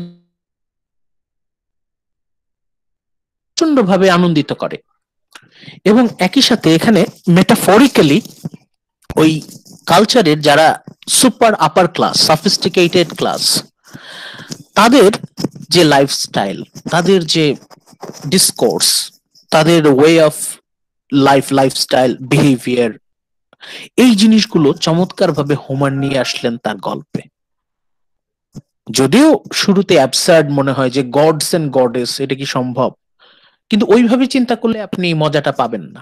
গডস এন্ড গডেস বলতে আপনাকে বুঝতে হবে they are symbol, they are the representative, they are the representatives of the super powerful persons in our. এই যে gods and goddess, তারা হাসি ঠাট্টা করছে, হেফাইস্টাসকে নিয়ে সবাই হাসি ঠাট্টা করছে, হেফাইস্টাস খুঁড়িয়ে খুঁড়িয়ে হাঁটছে, সবাই হাসি ঠাট্টা করছে। এই যে দৃশ্যটা, এই দৃশ্য হোমারের অরিজিনাল জিনিয়াস ক্রিয়েশন। হোমার তার নিজস্ব মেধা দিয়ে এই দৃশ্যগুলো তৈরি করেছেন, মানুষজন পাগলের মতো শুনতো। For I believe this to have been one of his major contribution in the old story of the Trojan War. Trojan ওয়ারের গল্প সবাই জানতো যে গ্রিকরা ট্রয় নগরী ধ্বংস করে দিয়েছে, কিন্তু এই যে মাঝখানে গডস এন্ড গডেসদের একটা খুবই মজাদার স্পাইসি একটা এডিশন, গডস গডেসরা কি করছে সবাই তো কাহিনী জানে, কিন্তু এর মধ্যে গডস এন্ড গডেসদেরকে ঢুকিয়ে দেওয়া এবং তাদের জন্য কিভাবে এই কাহিনীগুলো ঘটলো সেটা কিন্তু একটা স্পেশাল ডিটেইল। লেকচার 1-এ আমি বলেছিলাম, আপনাদের মনে আছে কিনা জানি না, হোমার কখনো উনি ফোকাস করেন নাই হোয়াট। সবাই হোয়াট কি সবাই জানে, কি ঘটবে সবাই জানে, হোয়াট দিয়ে অ্যান্সার করলে যে অ্যান্সারটা আসবে ওটা সবাই জানে, কিন্তু বেশিরভাগই যেটা জানে না সেটা হচ্ছে ওয়াই অ্যান্ড হাউ, কেন এবং কিভাবে। Thank you. হোমার গুরুত্ব দিয়েছেন কিভাবে এন্ড কেন, ওয়াই এন্ড হাউ। হোমার যখন গল্পটা শোনাচ্ছেন তখন উনি হোয়াটে গুরুত্ব দিচ্ছেন না, কারণ হোয়াট তো সবাই জানে। উনি সেই হোয়াটে স্পেশাল স্পাইস দিচ্ছেন বাই অ্যাডিং স্পেশাল। কিভাবে? এর মধ্যে তিনি অ্যাড করছেন জিউস, হিয়েরা, অ্যাথেনি, অ্যাফ্রোডাইটি, অ্যাপোলো, পোসাইডন, আর্টেমিস, এদেরকে উনি অ্যাড করছেন। এদের কিছু সেলফিশ, কিছু কমিক, কিছু ভায়োলেন্ট, কিছু মোডটাকে ডিফাইন করছে। সবাই জানে অ্যাগামেমননের সাথে অ্যাকিলিসের ঝগড়া হয়েছিল, কিন্তু কয়জন জানে কেন ঝগড়া হয়েছিল? কেন ঝগড়া হয়েছিল আমরা জানি, অ্যাপোলোর জন্য। অ্যাপোলো এমন এক পেজগি টেনেছে যে ঝগড়া হয়ে গেছে। এইরকম উনি স্পেশাল কিছু ডিটেইল অ্যাড করেছেন, যে ট্রোজানদের তো এতদিন টিকে থাকার কথা ছিল না, 10 বছর ওরা কিভাবে মানে বন্দি থাকে, ওদেরকে বন্দি মানে পুরো ঘেরাও দিয়ে রেখেছিল গ্রিকরা, 10 বছর ট্রোজানরা কিভাবে টিকে ছিল। এখানে হোমার বলছেন Trojan people they were favoured by Apollo, Apollo তাদেরকে প্রোটেক্ট করেছে একদম শুরু থেকে শেষ পর্যন্ত।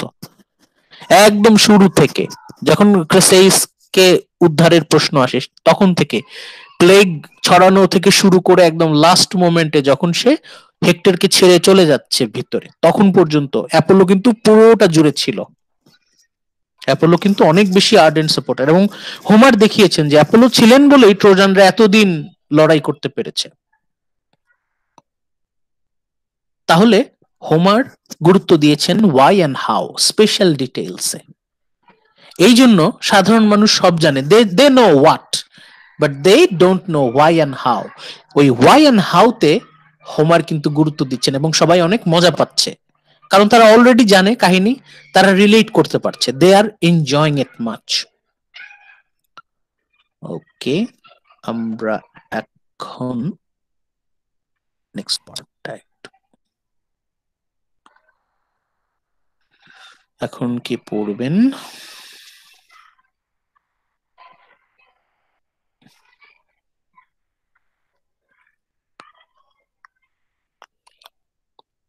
মেহেদি হাসান জিম, আপনি কি আছেন?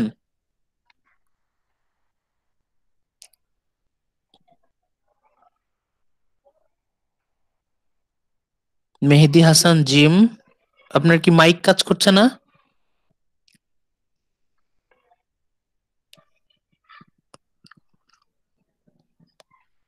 আচ্ছা, ট্রাই করেন, দেখেন কিছু করা যায় কিনা, আমরা ঘুরে আসি আরো। খাদিজা আক্তার রমিনা আছেন? Yes, sir. আচ্ছা, খাদিজা আক্তার রমিনা, আপনি ওই যেটুকু হাইলাইট করা আছে ওইটুকু একটু পড়েন। Okay, sir. But apart from such innovations, Homer employs two devices, both of which are typical of Greek art. First, like the Attic dramatist, far from feeling that his hearers' foreknowledge is a handicap, he makes capital out of it by giving them confidential asides. কি বোঝা যাচ্ছে তাহলে রমিনা, একটু দেখেন তো ব্যাখ্যা করা যায় কিনা। না স্যার, অনেক কঠিন। ট্রাই করেন যতটুকু বোঝা যায়, সম্পূর্ণ তো আর কঠিন না। আচ্ছা, হেল্প করছি। অ্যাপার্ট ফ্রম সাচ ইনোভেশন, এখন এই যে স্পেশাল ডিটেল, হ্যাঁ স্পেশাল ডিটেল তো আছেই, মানে উনি গডস এন্ড গডেসদের যে অ্যাক্টিভিটি এটাকে উনি অ্যাড করছেন। এই যে জিউস এন্ড আদার্স, এই যে গডস গডেসদের যে অ্যাকশন অ্যাক্টিভিটিস, এটা কিন্তু হোমারের অরিজিনাল ইনোভেশন, উনি এই জিনিসটা অ্যাড করেছেন। মানে involving gods and goddesses in the Trojan war, গল্পের মধ্যে ঢুকিয়ে দেওয়া, এটা হচ্ছে হোমারের ট্যালেন্ট।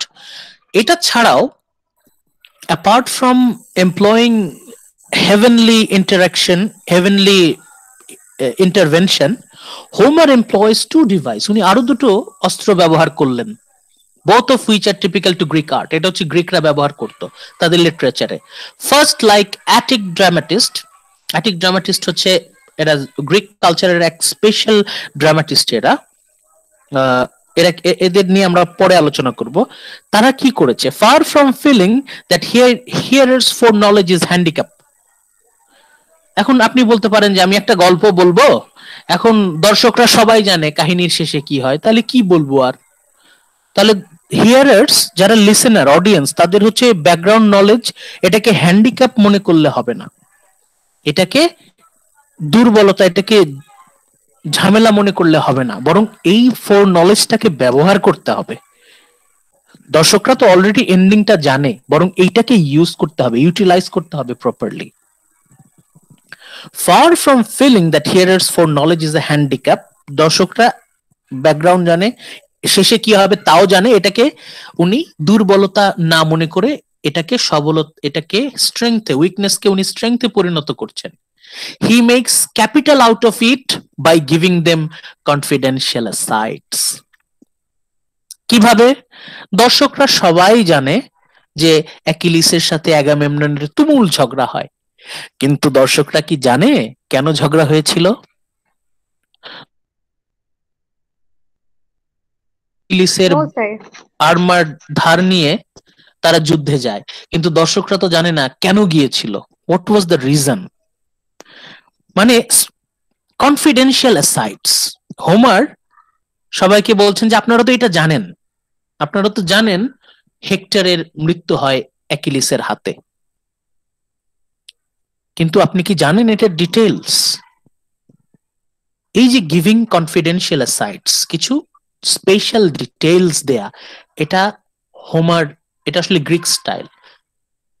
দর্শকরা অলরেডি এন্ডিংটা জানে, কিন্তু সেই এন্ডিংটাকে ইউটিলাইজ করে, ক্যাপিটালাইজ করে একটা বিশেষ বিশেষ ডিটেইল দেয়া, তাতে কি হবে, দর্শকরা আরো বেশি এনজয় করবে। হোমার কি করছে, স্পেশাল ডিটেইলস অ্যাড করছেন। ওভারঅল কাহিনী সবারই জানা, উনি সেই কাহিনীর ফাঁক ফোকর গুলোতে, গ্যাপ গুলোতে তার ডিটেইল ইনফরমেশন, ডিটেইল স্টোরি গুলো দিচ্ছেন, স্পেশাল স্পেশাল ডিটেইলস দিচ্ছেন। The ominous remark that follows Hector's promise in a point, এটা এই পার্টটা আমরা ওইভাবে টাচ করতে পারিনি। হেক্টরের সাথে ডোলন নামে একটা ক্যারেক্টার থাকে, about the horse's of Achilles, এখানে একটা স্পেশাল ডিটেইল আছে। হেক্টর অ্যান্ড ডোলন, তাদের যে কনভারসেশন, এটা মূল কাহিনীতে, মূল লোক কাহিনীতে ছিল না, এটা হোমারের ইনভেনশন। হোমার এই পার্টটা নিজে ইনভেন্ট করেছেন। Again, the effects of the magnificent speech in which Achilles repudiates Agamemnon's overture. এই যে আমরা লেকচার 2 তে আমরা যখন বুক 1 পড়লাম যে অ্যাকিলিস অ্যাগামেমননের ঝগড়া হচ্ছে, অ্যাকিলিস অ্যাগামেমননকে খুব ভদ্রভাবে কথা বলতে চাচ্ছে, কিন্তু কিছুক্ষণ পর পর তার মুখ ফসকে গালি বের হয়ে যাচ্ছে। সে শেমলেস সোয়াইন, ডগ ফেস বলে কিছুক্ষণ পর পর অ্যাগামেমননকে গালি দিচ্ছে। এই যে যেভাবে অ্যাকিলিস তার ডায়ালগ, তার মনোলগটা, অ্যাকচুয়ালি এটা তো লং ডায়ালগ, মনোলগও আমরা বলতে পারি, অ্যাকিলিস তার যে মনোলগটা দিচ্ছে ইন রিপ্লাই অফ অ্যাগামেমননস ইনসাল্ট, এটা একটা স্পেশাল ইনভেনশন অফ হোমার।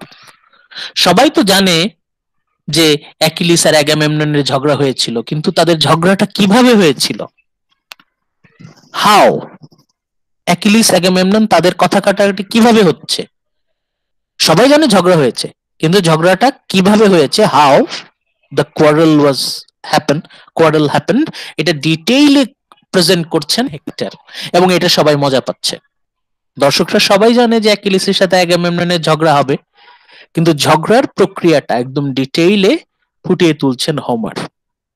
এই যে ইউজিং ব্যাকগ্রাউন্ড ইনফরমেশন, ইউটিলাইজিং ইট, উইকনেসকে স্ট্রেংথে পরিণত করা, এটা একটা গ্রিক মেথড, এবং এটা খুব ভালোভাবে হোমার কিন্তু দেখিয়েছেন। দর্শকরা জানে তাদের এই ব্যাকগ্রাউন্ড নলেজটাকেই পুঁজি করে আরো এক্সট্রা কিছু ডিটেইল দেয়া। This is a great strength of Homer's writing style. It is heightened by the fact that Achilles really thinks that destiny leaves him free to go home unscathed. বুক 1 যখন আমরা পড়তে থাকি, বিশেষ করে দর্শকরা যখন বুক 1 শুনতে থাকে, তখন অ্যাকিলিস এত বেশি ডিটারমাইন্ড, অ্যাকিলিসের বক্তব্য এত বেশি ডিটারমাইন্ড যে সবাই মোটামুটি নিশ্চিত, আরে অ্যাকিলিস তো যুদ্ধ ছেড়ে চলেই যাচ্ছে, সে তো শুরুতেই বলছে আমি আর যুদ্ধই করব না, সে চলে যাচ্ছে। হাই হাই, অ্যাকিলিস যদি চলে যায় তাহলে তো পুরো কাহিনী চেঞ্জ হয়ে যায়। মানে সবাই তখন মুখ চাওয়াচাওয়ি করতে থাকে, আর এটা তো হওয়ার কথা ছিল না। অ্যাকিলিসের সাথে অ্যাগামেমননের ঝগড়া হয়েছিল তা জানি, কিন্তু অ্যাকিলিস যে যুদ্ধ ছেড়ে দিবে তা তো জানি না। দর্শকরা তখন একটা সাসপেন্সে পড়ে গেল, আরে অ্যাকিলিস যুদ্ধ ছেড়ে দিচ্ছে, এটা তো জানতাম না। অ্যাকিলিস মানে দর্শকরা, অ্যাকিলিস নিজেও ভাবছে, Achilles really thinks that destiny leaves him free to go home unscathed. Achilles তাহলে যুদ্ধ ছেড়ে চলেই যাচ্ছে। যুদ্ধ ছেড়ে অ্যাকিলিস যদি চলে যায়, পেট্রোক্লাস চলে যায়, তাহলে তো গ্রিকরা হেরে যায়, ট্রোজানরা তো তাহলে জিতে যায়, হেক্টর তাহলে তো জীবিত থাকবে। মানে পুরো কাহিনী ওই জায়গায় একটা সাসপেন্স, মানে ঘটনা ঘটবে, অ্যাকিলিস ঠিকই আবার যুদ্ধে ফেরত আসবে, সেটা হচ্ছে অনেক পরে। সেই মানে আমরা পরবর্তীতে বুক 16 গিয়ে, বুক 16 এর পরে সেই যে এত লম্বা সময় ধরে অ্যাকিলিস যুদ্ধ করছে না, বরং এমন একটা পরিস্থিতি যে অ্যাকিলিস যে কোনো সময় চলে যাবে। অ্যাকিলিস যদি যুদ্ধক্ষেত্র ছেড়ে চলে যায়, তাহলে তো পুরো কাহিনী টুইস্টেড, একদম চেঞ্জ হয়ে যায়, টুইস্ট চলে আসে কাহিনীতে। তখন দর্শকরা খুব এক্সাইটেড হয়ে যায়, আরে পুরো কাহিনী কি চেঞ্জ করে ফেললো নাকি, কাহিনী তো এরকম ছিল না। মূল কাহিনী, মূল লক্ষ্য কাহিনী কি বলে যে অ্যাকিলিসের একটু মনোমালিন্য হয়, পরবর্তীতে পেট্রোক্লাসের মৃত্যুর পর অ্যাকিলিস আবার ফেরত আসে। কিন্তু এই যে মনোমালিন্যটা যে এত বেশি এক্সট্রিম, অ্যাকিলিস তো প্রায় অ্যাগামেমননের একদম ভুঁড়ি গালায় দিতেছিল। এথেনা যদি পিছন থেকে ওরে না আটকাইতো। এখানে আমার একটু কোশ্চেন ছিল। হ্যাঁ বলতেছি, দাঁড়ান একটু দাঁড়ান। Achilles almost disembowelled Agamemnon. Achilles কিন্তু অ্যাগামেমননকে এমন, অ্যাকিলিস এত বেশি রেগে যায় যে ওর মানে চিন্তা ভাবনার চেয়ে শরীর আগে চলতে থাকে। ওর চিন্তা করতে করতে ওর হাত দিয়ে তলোয়ার সে বের করে অ্যাগামেমননের দিকে যাচ্ছিল, তখন কিন্তু অ্যাথেনা এসে ওকে আটকায়। মানে এই যে স্পেশাল এক্সট্রিম সাসপেন্স, এটা কিন্তু হোমারের নিজস্ব ব্রেন চাইল্ড, ও কিন্তু এটা কিন্তু হোমারের ট্যালেন্ট। হ্যাঁ এখন বলেন প্লিজ। স্যার অ্যাগামেমনন তো অ্যাকিলিসকে মানে অপমান করে, পরে যে ওর প্রাইসটা ওই উইমেনটাকেও চাই, জন্য রেগে যায়, তাই মারতে চায়। তখন তো মানে ওকে মারে না কেন, অ্যাথেনা ছিল না গডেস, তো মানে অ্যাথেনা কি বলছিল যে মানে ওর রেগ থেমে গেছিল, বা ও মানে ওর মানে মানে প্রাইসটাকে দিয়ে দিল ইয়াকে আগামেমননকে, মানে এই জায়গাটা আমি বুঝিনি। আচ্ছা, এই পার্টটা কি, হেরা দ্য কুইন গডেস, উনি আবার অ্যাগামেমননকেও পছন্দ করে, অ্যাকিলিসকেও পছন্দ করে। তার উপরে উনি গ্রিকদের সাপোর্টার। ওই মুহূর্তে অ্যাকিলিস যদি অ্যাগামেমননের ভুঁড়ি গালায় দেয়, তাহলে তো গ্রিক আর্মি ডিসব্যান্ডেড, গ্রিকরা আর যুদ্ধই করবে না। এখন অ্যাকিলিস তো চলে যাবে, মানে পুরো গ্রিকরা তো হেরে যাবে তখন। ওই মুহূর্তে যাতে সাপও মরে লাঠিও না ভাঙে, এই জন্য তখন হেরা এথেনাকে পাঠায়, তুমি যাও এদের দুইজনের ঝগড়া থামাও, যে ঝগড়াটা থামিয়ে দাও। তখন এথেনা এসে ওর চুল দিয়ে, ওর লম্বা চুল দিয়ে অ্যাকিলিসকে বেঁধে ফেলে। অ্যাকিলিস নড়তেও পারে না। এখন হাজার হোক, অ্যাথিনি তো গডেস, অ্যাথিনি খুবই পাওয়ারফুল একজন গডেস। অ্যাথেনে এসে তখন ওকে সান্ত্বনা দেয় যে তুমি এখন চুপ থাকো, চুপ মেরে যাও। অ্যাগামেমনন ভুল করতেছে, we everyone know that Agamemnon is insulting and this is a great mistake. তুমি টেনশন করো না, অ্যাগামেমনন ঠিকই কড়াই গন্ডায় তোমার ক্ষতিপূরণ দিয়ে দিবে, তুমি জাস্ট এখন একটু চুপ মেরে থাকো, চুপ করে বেরিয়ে যাও, তোমার কিচ্ছু করতে হবে না, আমরা ব্যাপারটা দেখতেছি। এইভাবে এইভাবে প্ল্যান করে কনভিন্স করা হয় অ্যাকিলিসকে। নইলে ওই মুহূর্তে কিন্তু অ্যাগামেমনন শেষ, অ্যাগামেমননকে বাঁচানোর কিন্তু কেউ নাই। বারবার করে বলছি যে অ্যাকিলিস একসাথে পুরো গ্রিক আর্মি আরেকদিকে, Achilles is one man army. Achilles যদি চলে যায়, পুরো ঘটনার মোড় চেঞ্জ হয়ে যায়। ওকে, এখন বুঝতে স্যার, পারছেন? হ্যাঁ বলেন। জি স্যার।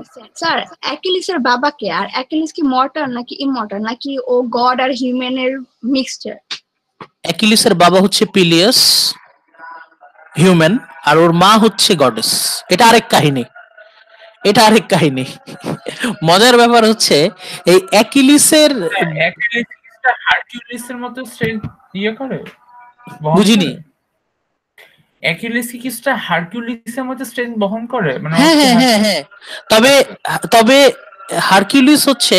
হারকিউলিসের বাবা হচ্ছে জিউস আর মা হচ্ছে মর্টাল। আর এখানে বাবা হচ্ছে মর্টাল আর মা হচ্ছে থেটিস। এখন ব্যাপারটা কি, এই যে পেলিয়াস আর থেটিসের বিয়ে, এই বিয়েতেই হচ্ছে মূল ঘটনাটা ঘটে। এটা আপনারা দেখবেন একটা আরেকটার সাথে কানেক্টেড। এই যে অ্যাকিলিসের বাবা মার বিয়েতে ইরিস নামে এক গডেসকে দাওয়াত দেওয়া হয় না, অন্য সবাই আসে কিন্তু ইরিস আসে না অ্যাকিলিসের বাবা মার বিয়েতে। ইরিস হচ্ছে ঝগড়ার দেবী, গডেস অফ ডিসকর্ড। তখন সে কি করে, এই ইরিস একটা সোনার আপেলে লিখে রাখে ক্যালিস্টে, to the fairest, for the most beautiful. এইটা লিখে ইরিস ঢিল দেয়। এই সোনার আপেলটা গিয়ে পড়ে হচ্ছে হেরা, অ্যাথেনি আর অ্যাফ্রোডাইটি, এই তিনজনের মাঝখানে। এই তিনজনের মাঝখানে গিয়ে সোনার আপেলটা পড়ে, তখন তিনজনের মধ্যে কাড়াকাড়ি শুরু হয়ে যায়। জিউস দেখে অবস্থা খুব খারাপ, এত বেশি এগোতে লেগে যায়, একদিকে হেরা, একদিকে অ্যাথেনি, আর একদিকে হচ্ছে অ্যাফ্রোডাইটি। এদের মধ্যে এমন ইগো ক্ল্যাশ হয়ে যায় যে কোনো গডস এন্ড গডেসদের পক্ষে এই ঝগড়া থামানো সম্ভব হয় না। তখন ওদেরকে বলে যে যাও, ওই পর্বতে একটা মর্টাল আছে, ওই মর্টাল তোমাদের কেউ কাউকে আগে দেখে নাই, সে পুরো নিউট্রাল পয়েন্ট অফ ভিউ থেকে বলে দিবে কে সবচেয়ে সুন্দর, এবং যে বলবে, যাকে সবচেয়ে সুন্দরী বলবে সেই এই আপেলটা পাবে। তখন জিউসের সাথে সাথে যায়। আপনারা যারা অলরেডি দেখছেন ওই ইয়াটা, সিরিজটা, তারা জানেন যে পর্বতে তখন চড়াইতেছিল হচ্ছে প্যারিস। প্যারিসের সামনে এসে ওই তিনজন দেবদেবী আসে, এসে বলে যে what do you think, who is the most fairest. তখন ও তো এমনিতে কনফিউজ থাকে, তখন ওকে ঘুষ দেয়া হয়। অ্যাফ্রোডাইটি বলে যে তুমি যদি আমাকে আপেলটা দাও, you will get the most beautiful lady. Hera বলে if you give me the apple, you will be the most powerful ruler, সবচেয়ে শক্তিশালী রাজা হবে তুমি। আর অ্যাথেনে বলে তুমি যদি আমাকে অ্যাপেলটা দাও, তুমি হবে সবচেয়ে স্মার্ট, সবচেয়ে ওয়াইজ। এখন বোকা গাধা প্যারিস, তার তো দরকার সবচেয়ে সুন্দরী বউ, সে তখন অ্যাপেলটা দিয়ে দেয় অ্যাফ্রোডাইটিকে। বিষয়টা হচ্ছে এই যে অ্যাকিলিসের বাবা মার বিয়েকে কেন্দ্র করেই ওই সোনার আপেলের ঘটনাটা ঘটে। গ্রিক মিথোলজি এরকম একটার সাথে আরেকটা এইভাবে কানেক্টেড। ওর পরেই তো আসে হচ্ছে ওই প্যারিস হেলেনকে তুলে নিয়ে যায়, তারপরেই তো এটার কনসিকুয়েন্সি হচ্ছে 10 year ওয়ার। আচ্ছা, এই এই ব্যাপার আমরা আর আমাদের হাতে আর বেশি সময় নাই, আমরা আস্তে আস্তে যাই। তাহলে এইখানে হোমারের কিন্তু আমরা দুইটা স্পেশাল ইনোভেশন পেলাম। হোমারের তার বিশেষ দক্ষতা, number one, হোমার্স ingenious addition of gods and goddesses to the local myth.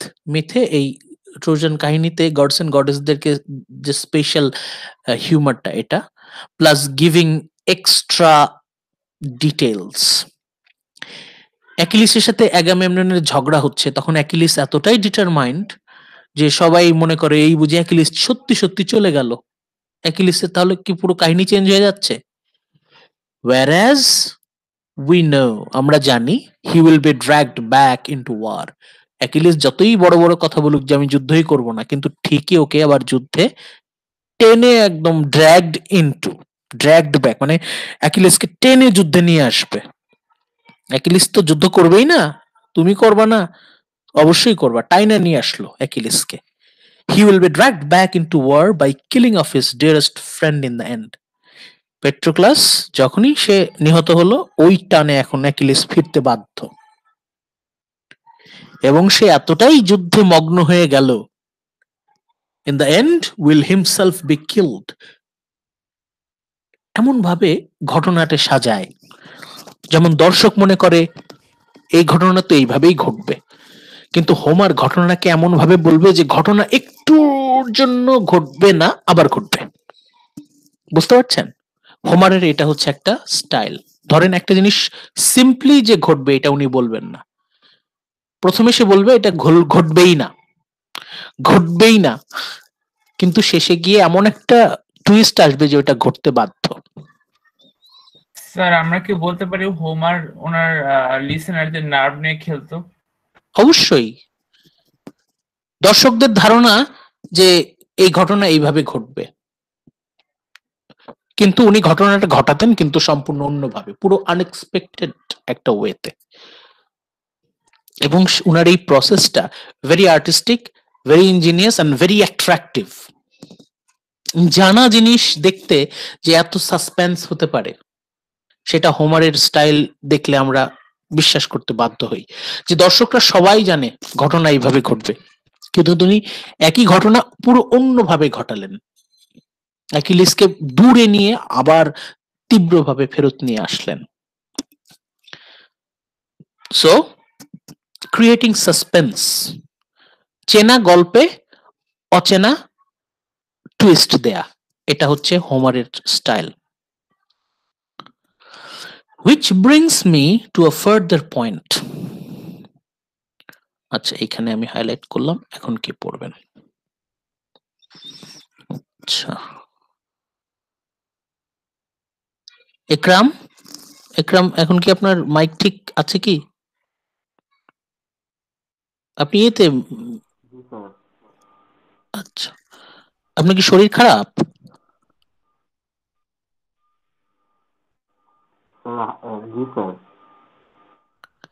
ও আচ্ছা, ঠিক আছে, তাহলে আপনি রেস্ট নেন।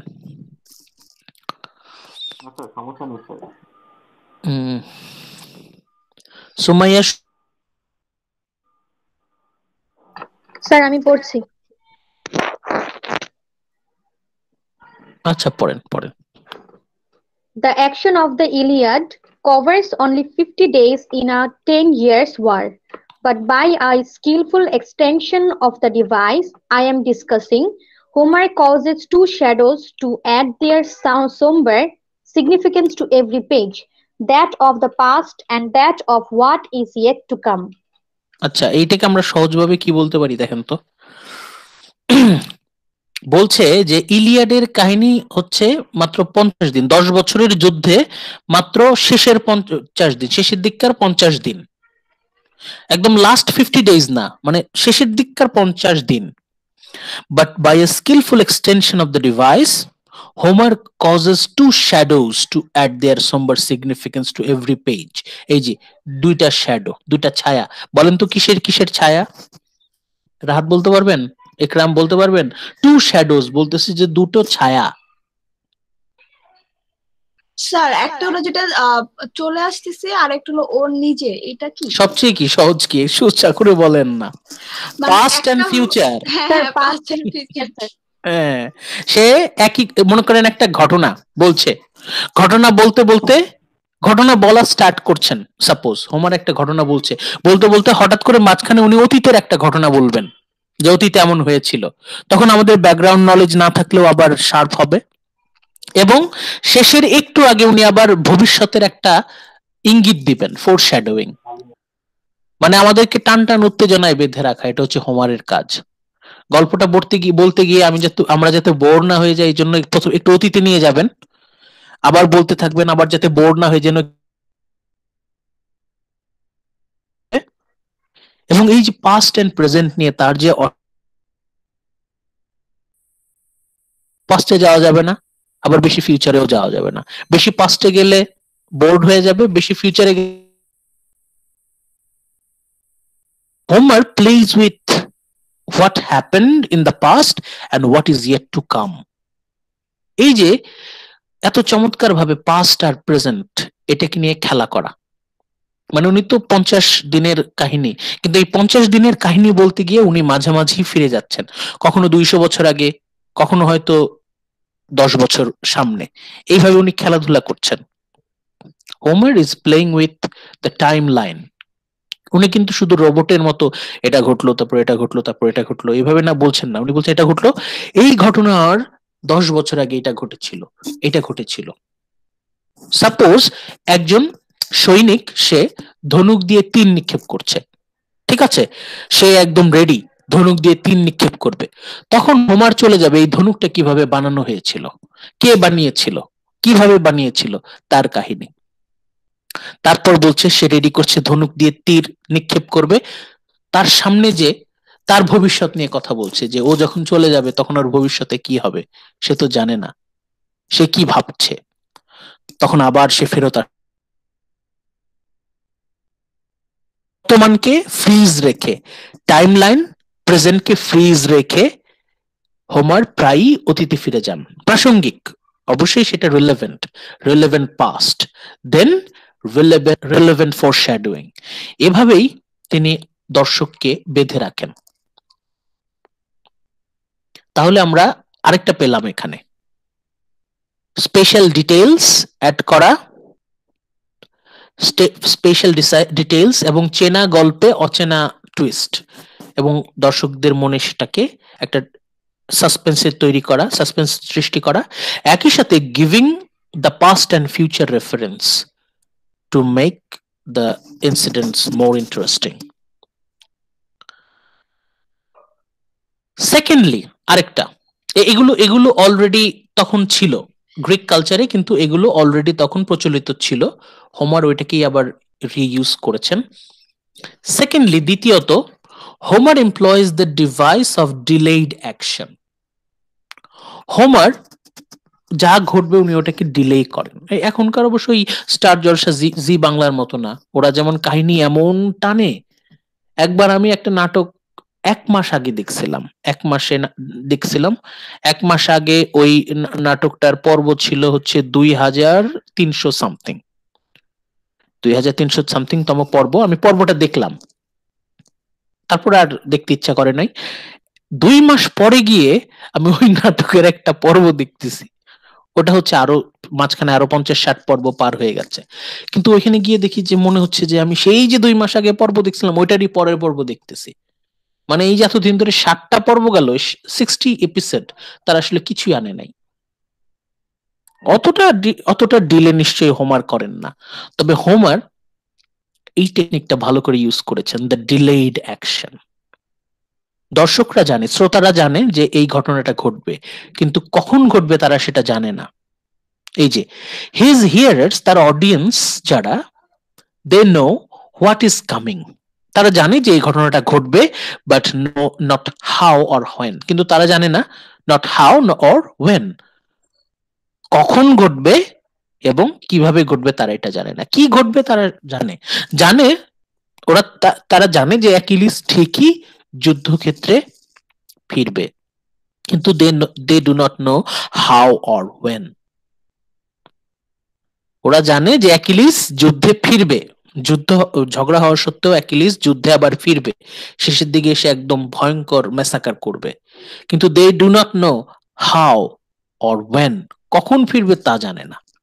ডিলেইড অ্যাকশন, যা ঘটবে ওটাকে একটু ডিলে করা যাতে সাসপেন্স তৈরি হয়। The sinister figure of Achilles is introduced at the beginning of the poem. অ্যাকিলিসকে তো একদম বুক ওয়ানেই আমরা দেখতে পাই। অ্যাকিলিস যখন দেখে প্লেগে প্রচুর পরিমাণে সৈন্য মারা যাচ্ছে, গবাদি পশু মারা যাচ্ছে, মিউল মিউল তারপর হোর্স মারা যাচ্ছে একটার পর একটা, এরকম শোচনীয় অবস্থা। অ্যাকিলিস তখন কিন্তু অ্যাকিলিসের সাথে আমরা পরিচিত হই। আর সিনিস্টার ফিগার বলা হচ্ছে দ্য সিনিস্টার ফিগার, মানে ইলিয়াডের সবচেয়ে ধ্বংসাত্মক চরিত্র, ভয়াবহ ধ্বংসাত্মক। সেই বুক ওয়ানে আমরা অ্যাকিলিসকে দেখলাম, তারপর আর অ্যাকিলিসের খবর নাই, but only to be withdrawn into background till we reach book 9। সেই বুক ইলিয়াড কিন্তু স্টোরি অফ অ্যাকিলিস, কিন্তু অ্যাকিলিসের খবরই নাই, প্রথম দিকে আসে আর খবর নাই, বুক 9-এ অল্প একটু উকি দিল। সবাই জানে ইলিয়াড হচ্ছে অ্যাকিলিসের গল্প, কিন্তু অ্যাকিলিসই তা নাই, তাহলে এটা একটা সাসপেন্স না? যার গল্প তাকেই তো আমরা খুঁজে পাচ্ছি না। We are almost lulled into security but not quite. তখন মনে হয় যে অ্যাকিলিস মনে হয় আসলেই যুদ্ধ, এমন ভাবে কাহিনী টানছে হোমার, মানে টানা কিন্তু সিরিয়াল, মেগা সিরিয়াল গুলোর মতো এরকম বোরিং টানাটানি না। হোমারের টানাটানিটা আর্টিস্টিক। হোমার এত চমৎকার ভাবে টানছে যে দর্শকরা মনে করে আসলেই মনে হয় অ্যাকিলিস আর যুদ্ধে ফিরবে না। বুক ওয়ানে বলছিল আমি আর যুদ্ধই করবো না, আসলেই মনে হয় যুদ্ধ না করে চলে যায়। তো there are too many references to the absentee for us to forget him. একটা সময় আমরা ভুলেই যাই, না তাহলে তো ইলিয়াড আর অ্যাকিলিসের গল্প না, আমরা তো জানতাম ইলিয়াড অ্যাকিলিসের গল্প, তাহলে মনে হয় অন্য কারো গল্প। এমন ভাবে হোমার দর্শকদের ইমোশন নিয়ে, এক্সপেকটেশন নিয়ে খেলছেন, যে একটা সাসপেন্স তৈরি করছেন। দর্শকরা সবাই জানে যে কাহিনী কি ঘটবে, কিন্তু কখন কিভাবে ঘটবে সেটা কেউ জানে না। However, when Achilles does come into the foreground again, আবার যখন আসে, he removed himself once more with such a show of indomitable pride that we are left wondering how Homer is going to break this adamantine spirit. দর্শকরা বলতেছে Achilles তো একেবারেই যুদ্ধে আসার জন্য নাছোড়বান্দা, যুদ্ধে সে কোনোভাবেই আসবে না, ওর মতামতে ও একদম একদম ডিটারমাইন্ড, এত বেশি স্ট্রিক্ট, তাহলে ওরে কিভাবে আবার ফেরত আনা সম্ভব? How is it possible? Achilles সে এতটা অ্যাডামেন্ট আর আসবে না, তাই যদি হয় তাহলে পুরো কাহিনী চেঞ্জ হয়ে যাবে। দর্শক তখন নড়ে চড়ে বসে, আরে তাহলে কি হোমার কাহিনী কি চেঞ্জ করে দিল? বেসড অন গ্রিক মিথোলজি কি চেঞ্জ হয়ে গেল নাকি? তাহলে ঘটনা কি? And we are not surprised to discover that it takes him 9 tremendous books to do so. 9টা বই পড়ে, তারও 9টা বই পড়ে গিয়ে আমরা দেখতে তাকে যুদ্ধে ফেরত আসতে হচ্ছে। The same artifice to suspense, এই যে ডিলেইড অ্যাকশন, তাহলে কখন ঘটবে, কখন ঘটবে? দর্শকরা জানে যে এটা ঘটবে, কিন্তু কখন ঘটবে? When will it happen? When will it happen? When will it happen? The same artifice of suspense is used in the audience. যারা শ্রোতা তারা জানে যে এটা ঘটবে, কিন্তু কখন ঘটবে তারা জানে না। একটা সময় এত ডিলে হয়ে যায় দর্শকরা মনে করে দূর হবেই না মনে হয়, কিন্তু থাম করে তখন হয়ে যায়। সারপ্রাইজ, চেনা জিনিসেও surprise. So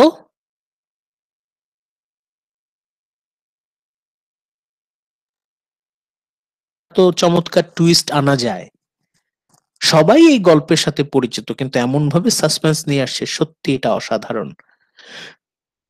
There too the chief figure introduced in the beginning. আচ্ছা আচ্ছা আচ্ছা,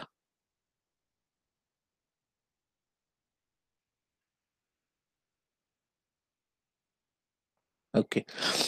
The chief figure introduced in the beginning. আচ্ছা, এখানে হচ্ছে অডিসির সাথে ইলিয়াডের একটা তুলনা। এই যে অডিসিতেও same, the two chief figure is introduce at the beginning. অডিসিতে অডিসিউস উপস্থাপন করা হয়, তারপর তারা গায়েব, আর খবর নাই। Till he appears in person in book 5. Moreover, the parallel in technique extend to the conclusion of both work. In both, book 22, 22 number chapter brings action to the climax. একদম মানে ঘটনার ক্লাইম্যাক্স, ইলিয়াডের ক্লাইম্যাক্স আসে হচ্ছে বুক 22 তে, যখন hectare is killed, যেটা আমরা আমাদের লেকচার 6 এ আমরা ডিসকাস করেছি, বুক 22। এন্ড অডিসিতে কি হয়, সব সুইটার্স আর ডিসপোজড অফ, ওটা হচ্ছে ক্লাইম্যাক্স। অডিসির ক্লাইম্যাক্স হচ্ছে সব সুইটারদের কেটে ফেলে, মেরে ফেলে। আর ইলিয়াডের সাসপেন্স ক্লাইম্যাক্স হচ্ছে বুক 22 তে, যখন হেক্টরকে মেরে ফেলে। In book 23 we have a peaceful interlude, funeral games হয়, Odysseus is recognized by Penelope, and book 24 provides the resolution of the drama. Book 24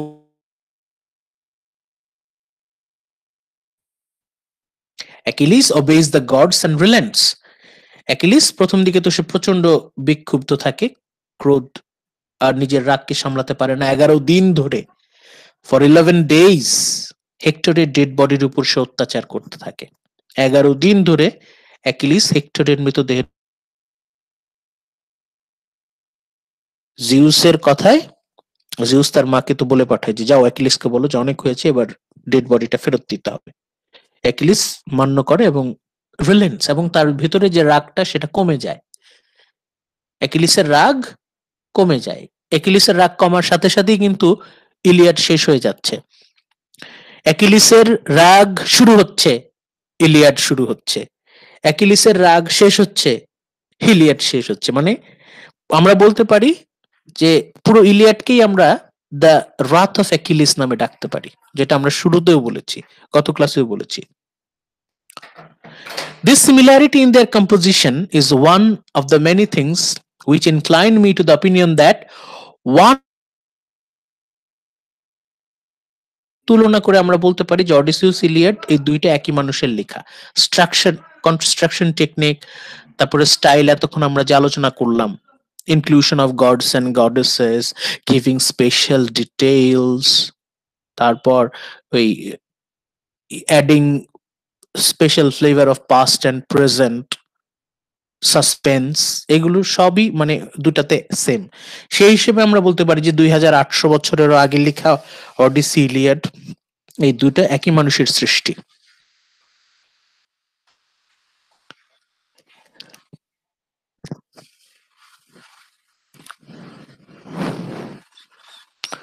আচ্ছা, আজকে আমরা এই পর্যন্তই থাকি।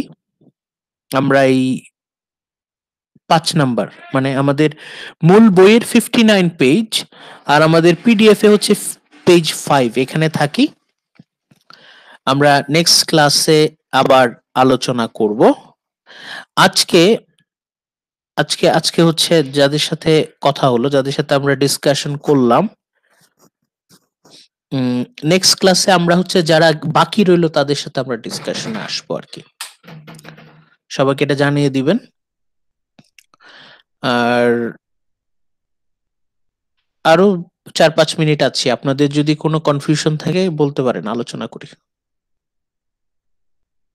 স্যার আজকে ভিডিওতে আসতে বলছিলেন কেন, ভিডিও কনফারেন্স? না, আমি বলেছিলাম বি রেডি। এটা হচ্ছে যদি ভয় পাইছি যে কোনো কুইজ হবে নাকি, নাকি কোনো ভাইবা হবে। না, এই যে স্যার, কুইজই তো স্যার। আপনাদের তো জিজ্ঞেস করছি না, এটা এটা তো কি আমাদের। হোমারের মতো ছিল? হ্যাঁ, বললাম এটা কি হোমারের মতো ছিল? না, এটা হচ্ছে ধরেন এটা হচ্ছে আপনাদের জন্য রাখা, কারণ আমাদের এই ক্লাসগুলো তো ডিসকাশন বেসড হবে, ইন্টারঅ্যাক্টিভ হবে। এই জন্য বলছিলাম যে আপনারা যেন রেডি থাকেন। অন্তত ক্যামেরা ওপেন করার কথা কেন বলছি, যেন আপনারা আসলেই রেডি থাকেন ক্লাস করার জন্য। স্যার আমার কোশ্চেন ছিল। স্টুডেন্টরা একটু থাকে, প্যাসিভ থাকে। দেখা যায় যে অনেকেই আছে যারা ওই ধরেন ভিডিও অডিও অফ করে অন্য কিছু করছে, খবরই নেই। মানে কিন্তু আমাদের এই আজকের ক্লাস এবং নেক্সট ক্লাস, নেক্সট বুধবার, এগুলো হচ্ছে আজকের থেকেও নেক্সট ক্লাসে আলোচনা বেশি হবে, ইন্টারঅ্যাকশন বেশি হবে। মানে আজকে যারা মানে মোটামুটি অ্যাক্টিভ ছিলেন তাদেরকে আমি নেক্সট ক্লাসে একটু কনসিডার করব। নেক্সট ক্লাসে আপনি একটু শান্ত, একটু রেস্ট নিতে পারবেন। স্যার এটা কি স্মল ট্রিক্স ছিল স্যার, মানে আমাদের ক্লাসে মনোযোগী করার জন্য? না না না, এটা হচ্ছে দরকার হয় মাঝে মাঝে। ট্রিক্স বলতে, ট্রিক্স না, এটা আসলে ইনভলভ করা। অনলাইন ক্লাসে হয় কি, মানে ওইভাবে ইনভলভমেন্টটা আনাটা খুব জটিল।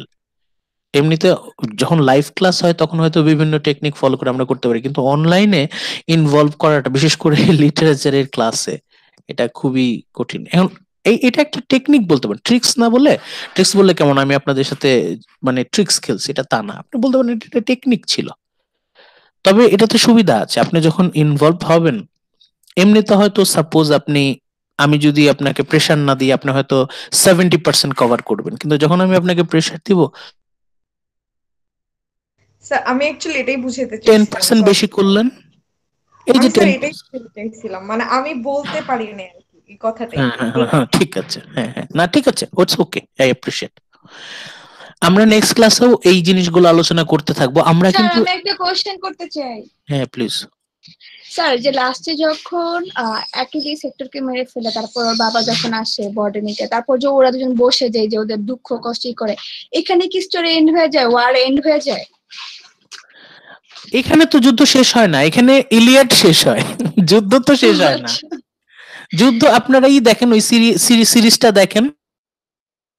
ওকে স্যার, আমি ভাবছি এখানে যুদ্ধ শেষ হয়ে গেছে। না না, এখানে কাহিনী শেষ, মানে ইলিয়াড শেষ।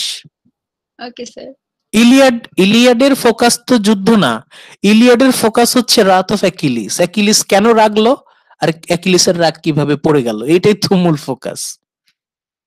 স্যার অ্যাকিলিসের রাগের সাথে স্টোরিটা স্টার্ট হয়েছে, আর ওর রাগের শেষের সাথে স্টোরিটা এন্ড হয়ে গেছে। হ্যাঁ এটাই। Okay sir. আচ্ছা, আমাদের নেক্সট ক্লাস, আমরা কিন্তু আজকের ক্লাসে মোটামুটি সব লেকচারেরই কিছু এলিমেন্ট নিয়ে আলোচনা করেছি। আমাদের নেক্সট ক্লাসটাও এইরকমই হবে অনেকটা। আমি নেক্সট ক্লাসেও আপনারা আসবেন। আজকে যদি মানে আজকে আপনারা যারা অ্যাক্টিভ ছিলেন তাদের আমি কনসিডার করব নেক্সট ক্লাসে। আপনারা চাইলে প্যাসিভ থাকতে পারবেন, চুপ করে থাকতে পারবেন, কিন্তু আজকে যারা নাই আমি এক্সপেক্ট করবো নেক্সট ক্লাসে তারা অ্যাক্টিভ হবে আর কি। আজকে এই জন্য এটা হচ্ছে স্পেশাল, আজকে যারা অ্যাক্টিভ ছিলেন তাদের মানে আজকে পরিশ্রমটা নেক্সট ক্লাসে বুধবারে আপনাদেরকে একটু শান্তি দেওয়া হবে, অসুবিধা নাই। এটাই আপনাদের হচ্ছে, দেখেন আগামীকাল হচ্ছে আমাদের লাস্ট ক্লাস হবে আর কি, এটা মোটামুটি ধরে রাখেন। স্যার আগামী যে ক্লাস, এটা কি আমাদের মিডের আগে লাস্ট ক্লাস হবে? হতে পারে, মেবি। আপনারা আর কি মেন্টাল প্রিপারেশন রাখেন। আর হচ্ছে কোনো কনফিউশন থাকলে, প্রবলেম থাকলে অবশ্যই জানাবেন। যেখানে সুবিধা, মেসেঞ্জার, গুগল ক্লাসরুম, যেখানে আপনাদের সুবিধা অবশ্যই জানাবেন। ওকে, তাহলে আজকে এই পর্যন্তই, আপনারা ভালো থাকেন। ওকে স্যার, আপনিও ভালো থাকেন স্যার। আসসালামু আলাইকুম। স্যার আসসালামু আলাইকুম। ওয়ালাইকুম আসসালাম। স্যার আসসালামু আলাইকুম। আসসালামু আলাইকুম স্যার, ভালো থাকবেন স্যার, টেক কেয়ার স্যার।